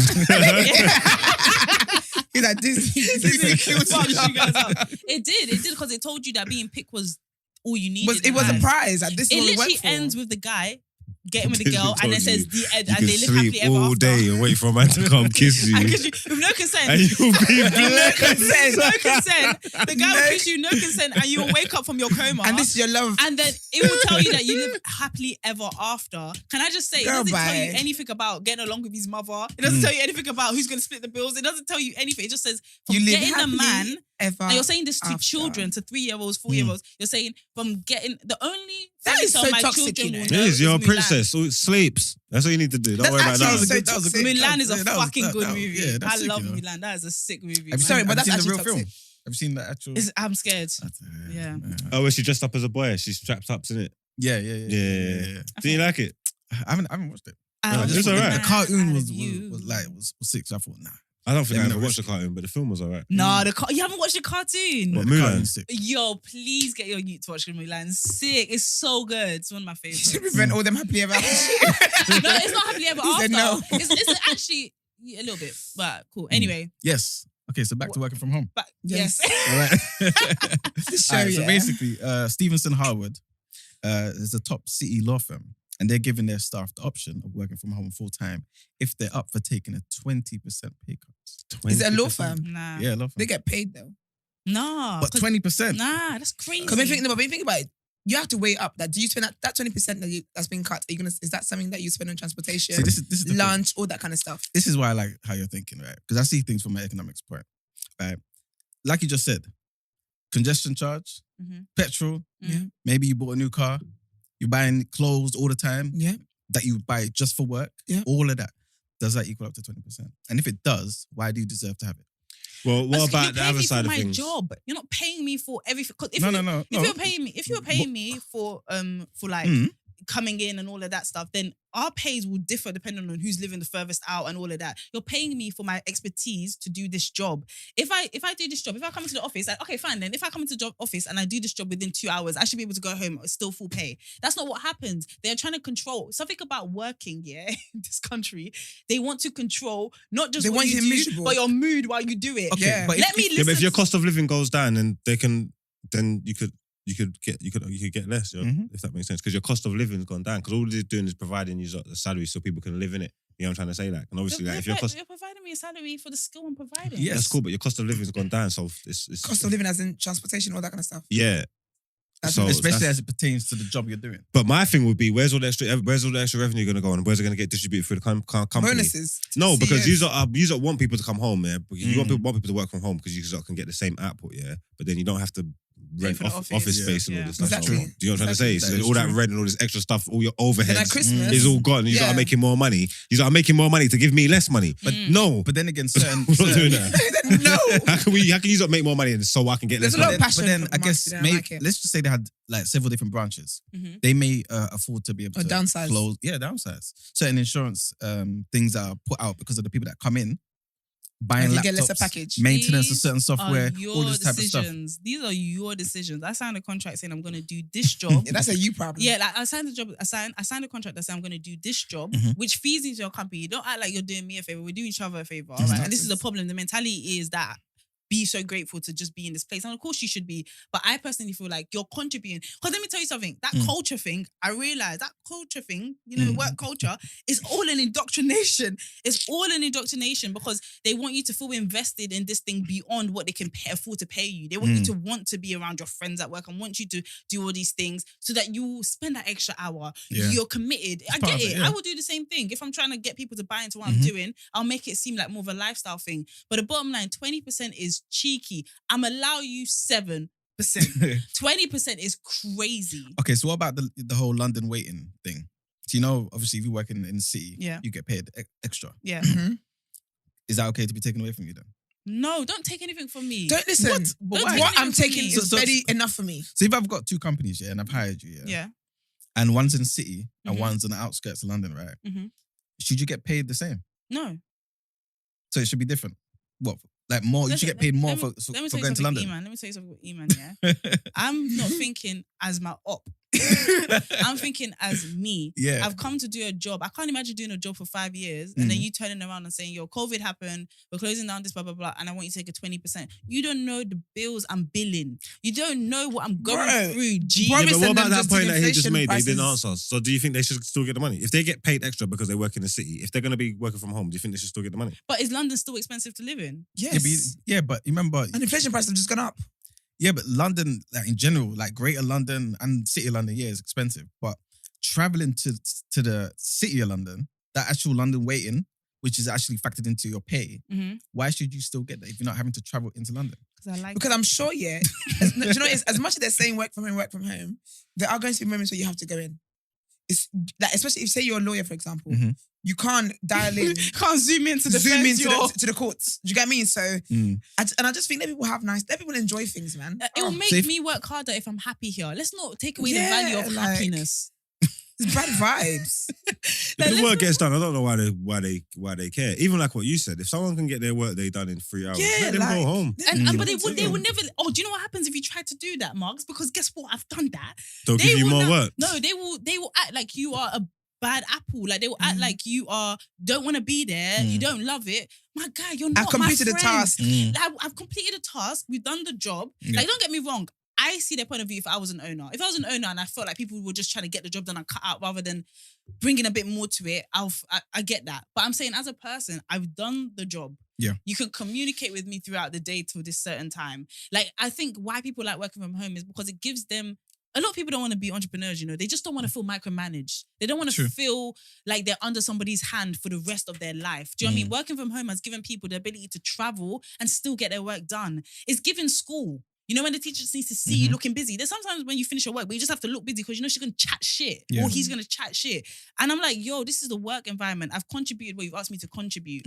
Let me live. But they need you to all be manageable. But see, everything you said sounds fantastic, right? Very patronizing. He said that's great. I don't even like email, if I'm being honest with you. No, but what I'm saying is... I think there's something about that sofa.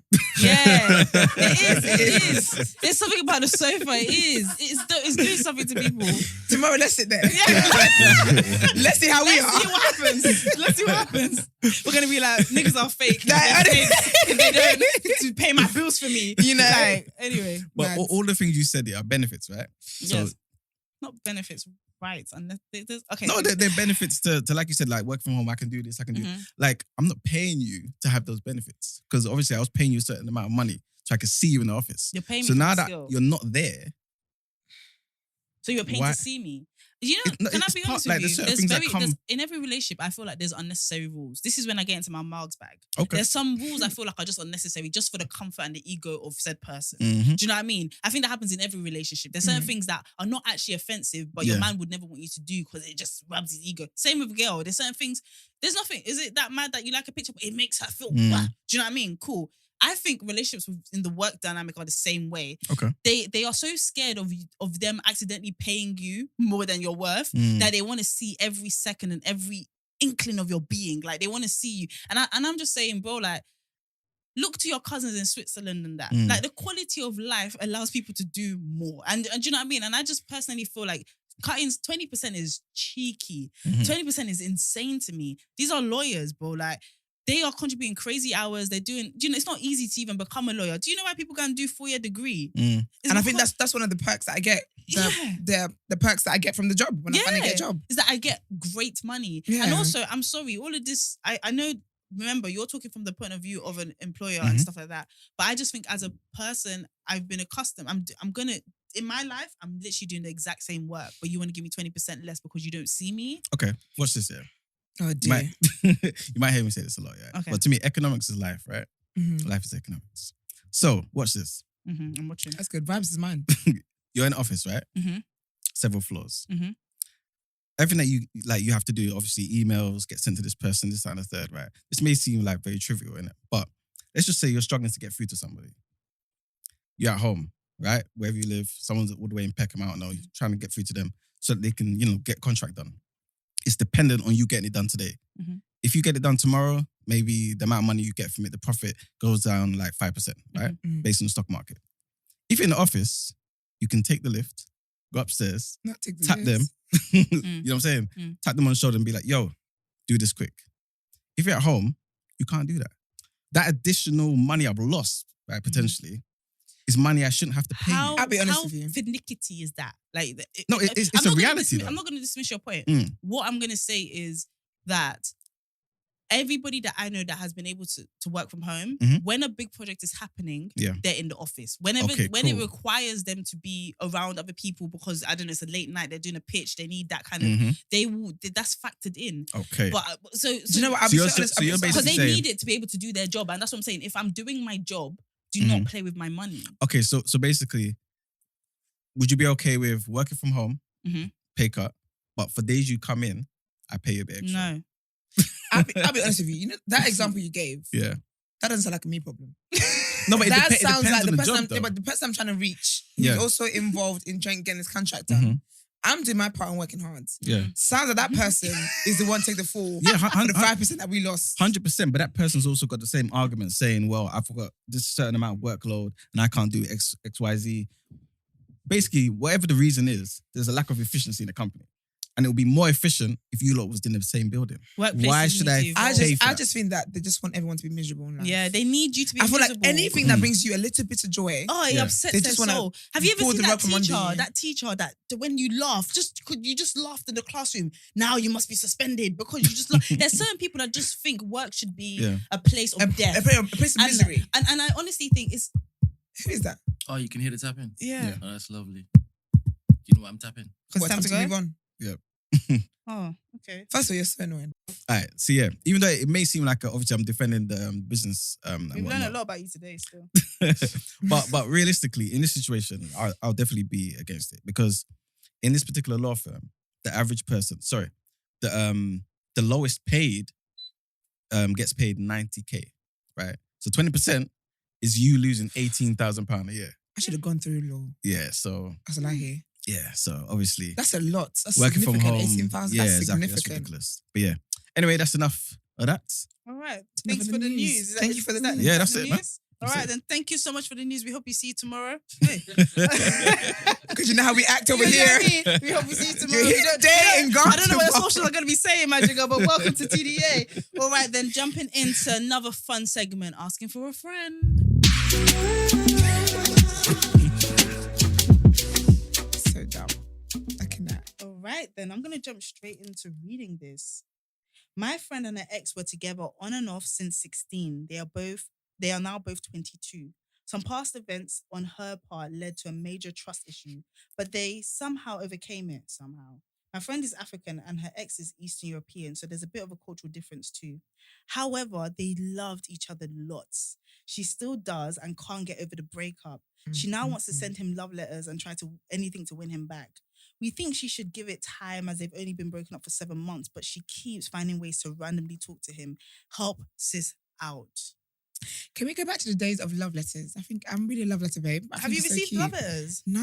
I've had like crush notes like in school when you're younger. You will, man. But like from like my partner, I would love love letters. But my advice for this, you're 22. There's so much life ahead of you. And I don't want to sound patronizing. But it's good to know there's hope. There's definitely hope. Yep.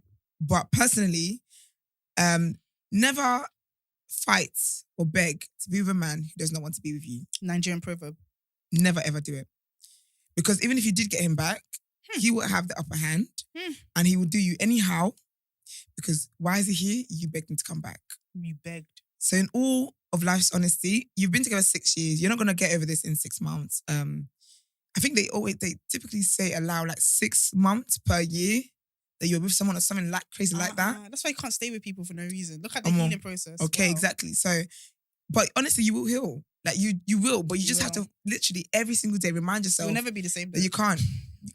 You for the better. For the better. You will be a different person for the better. But I think don't force to be with someone that doesn't want to be with you. And honestly, you get over it. Do you know one thing that helped me, my last heartbreak? Watch TED Talks on heartbreak. It gives very logical, I'm not joking, I'm being so serious. No, I'm like, I found that. It gives you very logical. TED Talk on heartbreak. Yeah, it gives you logical explanations about love and stuff.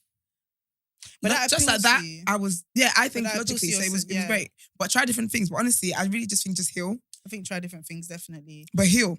and heal. let it go. And I think the logical thing is attack this hurt from all angles in it. So Yeah. So for me personally, I think I couldn't even envision being with anybody I was ever with when I was that young, just because you change so much. And I think being in a relationship when you're that young is hard to allow that change to happen. You fight it somehow. You say cultural differences. I'm not really sure the relevance of that because it didn't. It's gonna come for up 6 years. I feel like it's gonna later pop up in the on. future. Okay. Yeah. When they were younger, it would be alright. But when it's time to like, Yeah. if they want to get married, for example, Yeah. I have they're talking. I call her my big sister, and she literally said, and I think she's absolutely stunning. And she was like, I don't believe there's anything you can do to make a man change his mind. And I don't think you should even really try to. Imagine how much easier love will be. As in, like, if he doesn't want to do it, convincing him. It's kind of like, say you wanted a job and you had to convince them before they gave you the job. You're going to always feel like... They're only here Ain't that because... like an interview? What?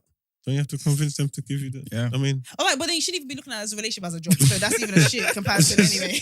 No, I was just thinking, ain't that like what you have to do? I hate that you know of that, and I hate that you're actually right. Yeah. I hate that. But it was a shit comparison to make anyway. But I feel like in a mutual thing, you shouldn't feel like you've had to convince Like this you're person. only here because I begged you to be. And That is so the power dynamics are in the bin. Like you're absolutely on his bottom foot. Like it's crazy.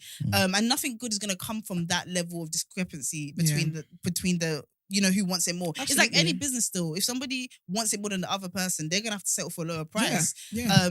So yeah, I'm just saying what I'm trying to say is that if you stayed in it, even if you get him back, it will be hellfire upon your breast. Like it will be terrible. And then if you leave him, it will be painful. But I promise you, it will seem painful, but I promise you, you're gonna learn so much about yourself and just be like a wavier person to date, happier, a lot more smart in terms of what you allow. And trust me, in every breakup, you go through a phase where you start to see where your accountability is as well. Like where you let shit slide, where you could have left earlier. That's probably going to be the hardest bit because that's the part where you flog yourself. Yeah. So like, don't spend too long in that bit, but acknowledge it so that the next relationship can feel much better. Can I also say, because she said, her friend said they've been breaking up for 7 months, I think sometimes the reason why it takes us so long to get over something is because we're stuck in that. So every day you wake up, you think about this same thing. Before you, like, and time goes by so quickly. Yes. So this might sound very easier said than done, but honestly, this is coming from a practical place. I've tested and tried this and it works. Get out of your head. Yeah. Get it out of your head and move on with your life. Stay busy. Because this person you're wasting 7 months for can't lie to you. Maybe this will help you actually. He's never going to like you. He's not talking to someone else. Yeah. Oh, he's been talking to someone. And also, he's not going to even like you or see you as attractive until you've gone past him and moved on with your life. We talked about pop-ups. Yeah. That's when they'll pop up. Trust me. And you'll be over it. You'll be like, nah, actually, no, it's all right. Persist. I'm being so real with you. And on top of that, for me, I think the relationship that took the longest for me was probably like 3 months of sadness. Maybe like the 4th month, I was bouncing back a little bit. But I remember the first day, I went into work and my manager was like, you don't have to be at work, you can go home. Going home was the worst thing. It gave me so much time to overthink and sit in this bullshit. Do stuff. Being busy, go out. Even if you don't want to go out, pour that energy just go into something. out. Like find a new hobby. Be with your girls. Your girls are prepared for this. Like they know what to do. So like lean on them heavily and then just be ready for them to lean on you when it's their turn. Can I also say sorry though? Yeah, go ahead. Don't write a love letter. Whatever you do, even if you're paid to do it, don't do it. Yes. That is the worst idea. I don't even. That's going to be on Twitter. Telling someone who don't like you how you feel about them is so embarrassing. Could it be good for closure though? No. Closure's a scam. Okay. Closure is a scam. Closure's what you want when you're not over them. Stop I promise you. I guess that whole closure talk, we need to end that expeditiously. It's a scam. It doesn't work. And just stop it. Just get over it. I've never. Do you know? I always think because I always am dramatic. Yeah. But I always think, and sorry, but if someone dies, how am I gonna get closure?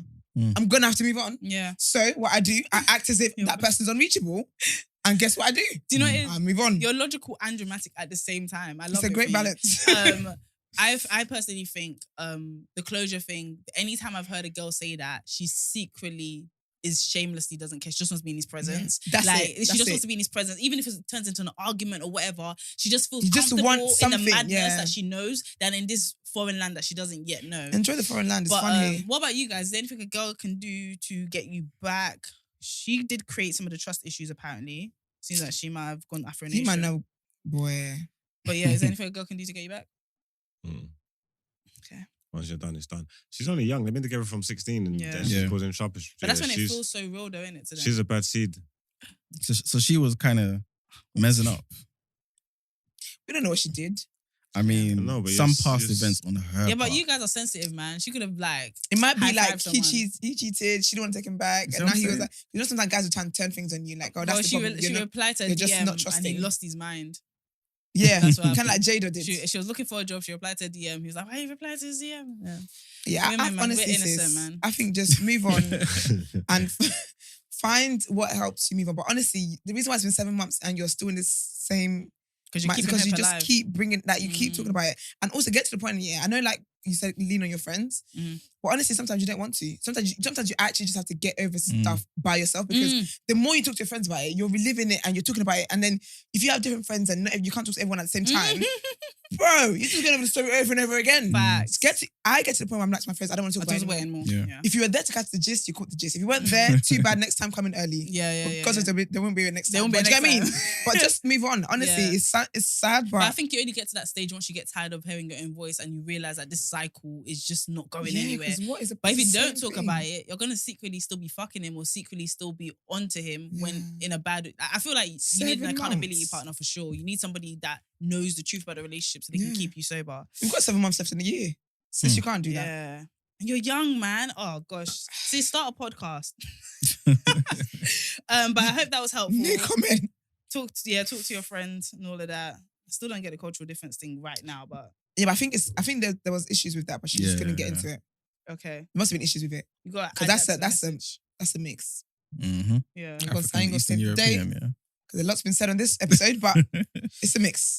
All right then. Well, guys, if you guys want any further help from me and Esther and Margs and Emman, but they weren't that helpful, make sure we now have a number for you guys to use and contact. So this is for asking for a friend or sis, what would you do, which airs on Fridays. So the number is 075 648 41073. So that's 075 648 41073.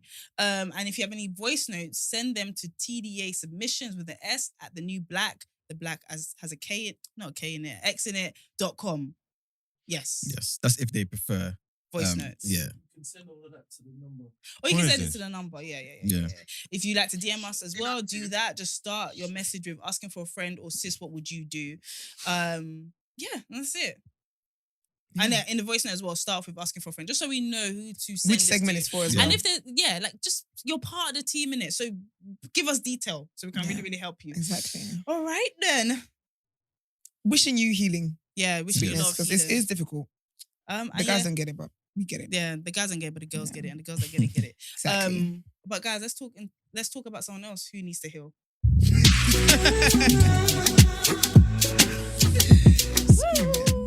All right, guys, I'm your favorite sports correspondent here today to give you some updates on some violence that's what's happening, but it's legal because it's a sport. So Katie Taylor, such an innocent sounding name, defeats Amanda Serrano. Ooh, Serrano? Anyway, shout out to you, but you did lose. Over the weekend, Ireland's Katie Taylor has beaten Amanda in a thrilling fight on the biggest ever night for women's boxing. Oh my God, it's women's boxing. Yes, Yeah. women's boxing. Now, I want to say, how did crazy. I find out about this? Because of Hema.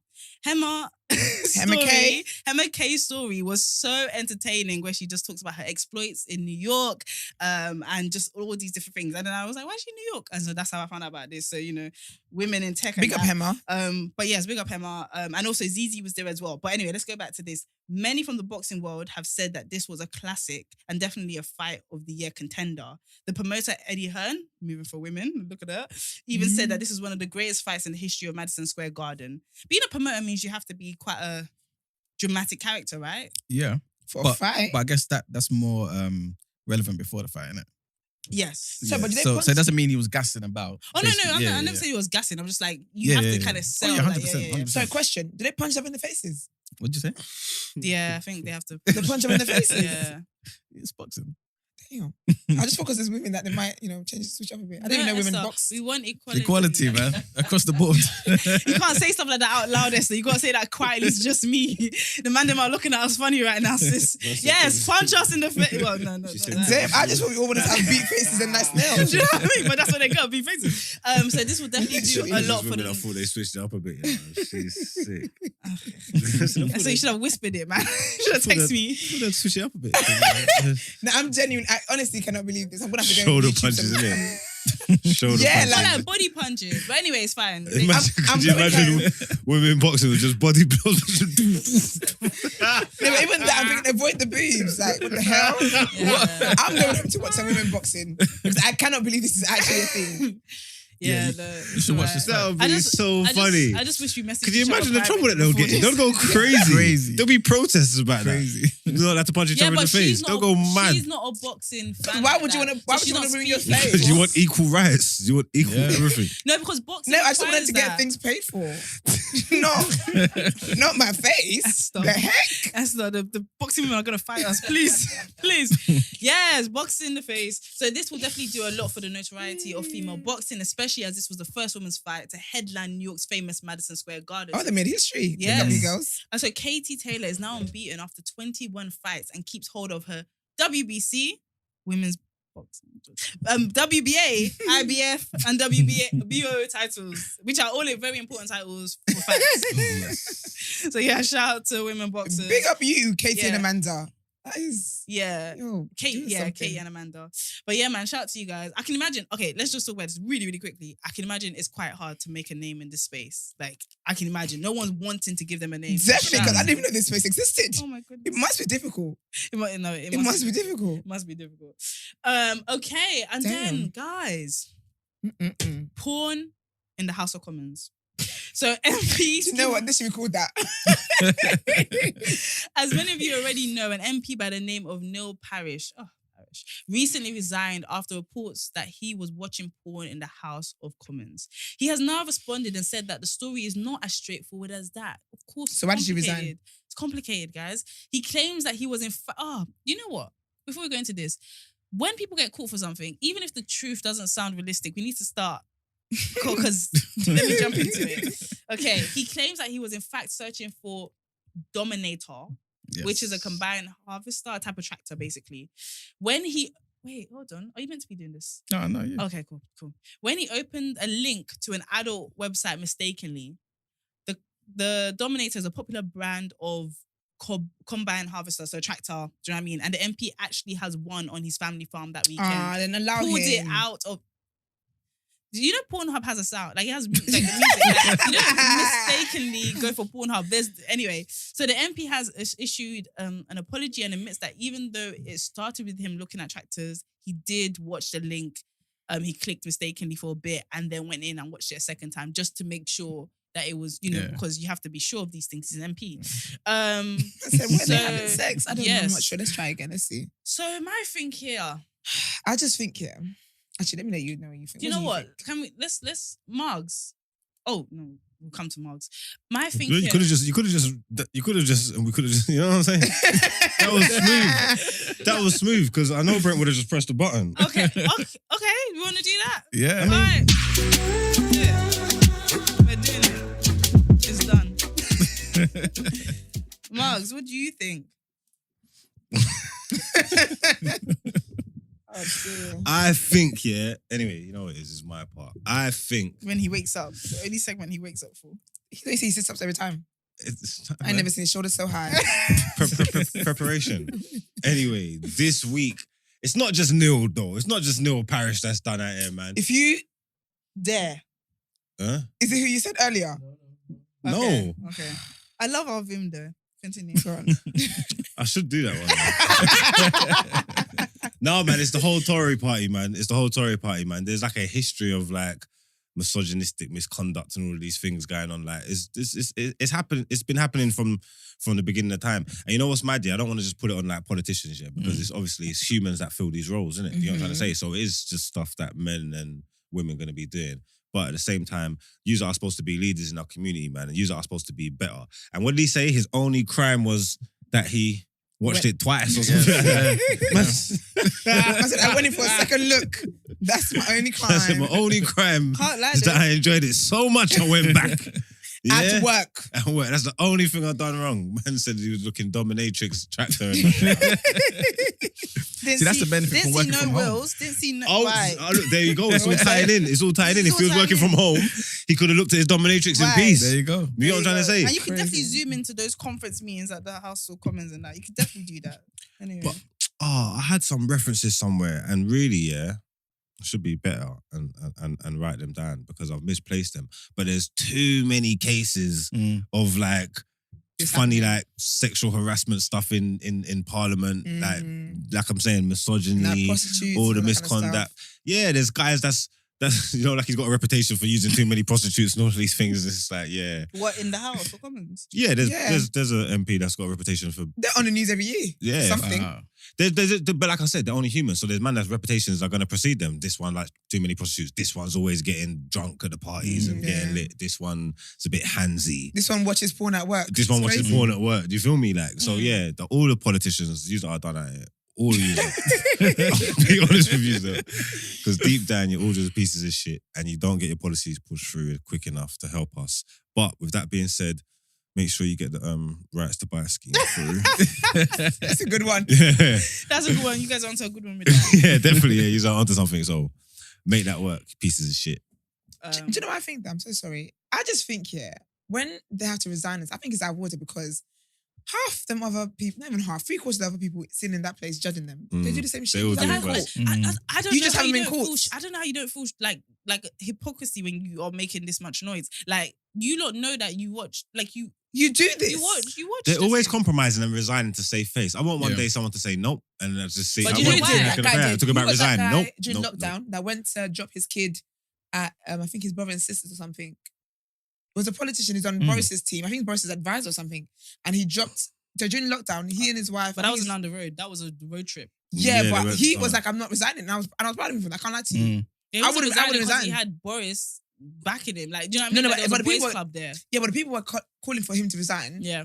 And he was like, I'm not doing it. But I think in that Well, he did eventually. instance, yeah, and I think in that instance he should have, like, everybody Gave was in. missing weddings and shit, and you were the person, like, do you know what I'm saying? Nah, So- but his situation, I just think. Anyway, do you know what? Maybe that's why I'm in a position like this. I ain't resigning for nothing. yeah, You want me out of here, you're going to have to fire me. Brent, you And hear I'm that? going to take you to court for Brent, unlawful you heard firing. that? Brent, you heard that? Okay? I am not stepping down. No. Thoughts of You be like, Esther, miss the arbitration. next Yeah. show. I'm like, Same, no, I mate. won't.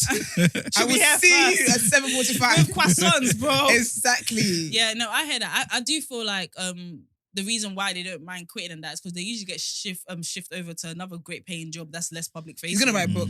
And also because their parents, like, they probably think his wife probably just, oh, fuck it, all this attention, let's just get off this. But you're right, I feel like all of this policing of like kind of smaller offences is watering it down when there are bigger offences as well. Do you know what I mean? Like, Honestly. it's just all, they're shambles, man. And it's because we don't care about leadership in this country. We just vote to get it done. So this is what's going to happen. But yeah, anyway, so done out there for him, innit? And for all of For them. all of them. For every single one. For of them. they. But yeah, cool guys. So let's close up the show.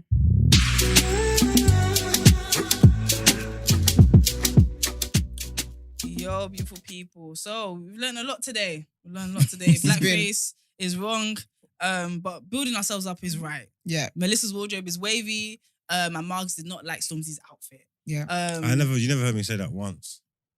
Yeah. It's true. No, it's true. Let's Yeah, not put so I words don't into your understand. mouth. Yeah, you're You right. never heard me say that one You're right. time. You're right. Margs wants to wear Stormzy's outfit. And then I feel like this happens a lot to black men, you know. Yeah. A lot of words being put into our mouths. I'm not even gonna lie to you. Do you I'll have a be permanent honest role on with this you. show? Because I'm very uncomfortable with this amount of attack that's happening. I'll be honest, Mark's has a permanent role, and I think those mics were muted until till Wednesday, Thursday or Friday or something. Just give him a time out a little Personally, bit. I've had enough. No, we love you, Marks. The maddest thing you said today, though, was calling that girl a snake for sure. I hope she's healed. I hope she's good. That's still wild to me. Yeah, that's incredibly wild. Your entitlement is insane. But yeah, anyway, let's not jump on Margs. You know what I mean? Thank you very much, Esther, for coming back. How do you feel? How do you feel being I'm back? glad to be back. Yes. I'll be honest with you. I was ready to be back yesterday. Like Nigeria took it out of me. They took it. You were partnering with Davido. That was amazing. The video was at the wedding. Flavor was also at the wedding. It was so much fun, but I'm glad to be back. I just about made it here by the skin of my nose. I've got allergic reactions, swollen feet. Like I really was going through it. So And you got your hair done for how much? In pounds? £37. Slavery. So But I tip them because I'm not like you people that go back home and you're entitled and you don't be tipping people. I tip them very Should tip nicely, them. healthily. Should tip them healthily. We love it. And yes, but obviously, thank you, Emman. You're not a guest anymore, man. Right? Is that producer? You're like furniture. family. You're in it. Yes, We I love am. that. We love that. Thank you. I love that new segment. Just toxic. Thank you to you guys for Toxic words. a toxic conservative. You know what I mean? damn. I should have left him and she called you an old white man. Do you mind sharing your social media handle, please? Yeah, the Black Creator. Oh, he actually did it. Oh, fearless. 100%. Fearless. Black, Um, obviously, with the, BLXCK. CK. Yes. Like, we love it. Thank you guys so much for listening and tuning in. We are going to be here every single weekday, except from the bank holidays, because we all need to rest.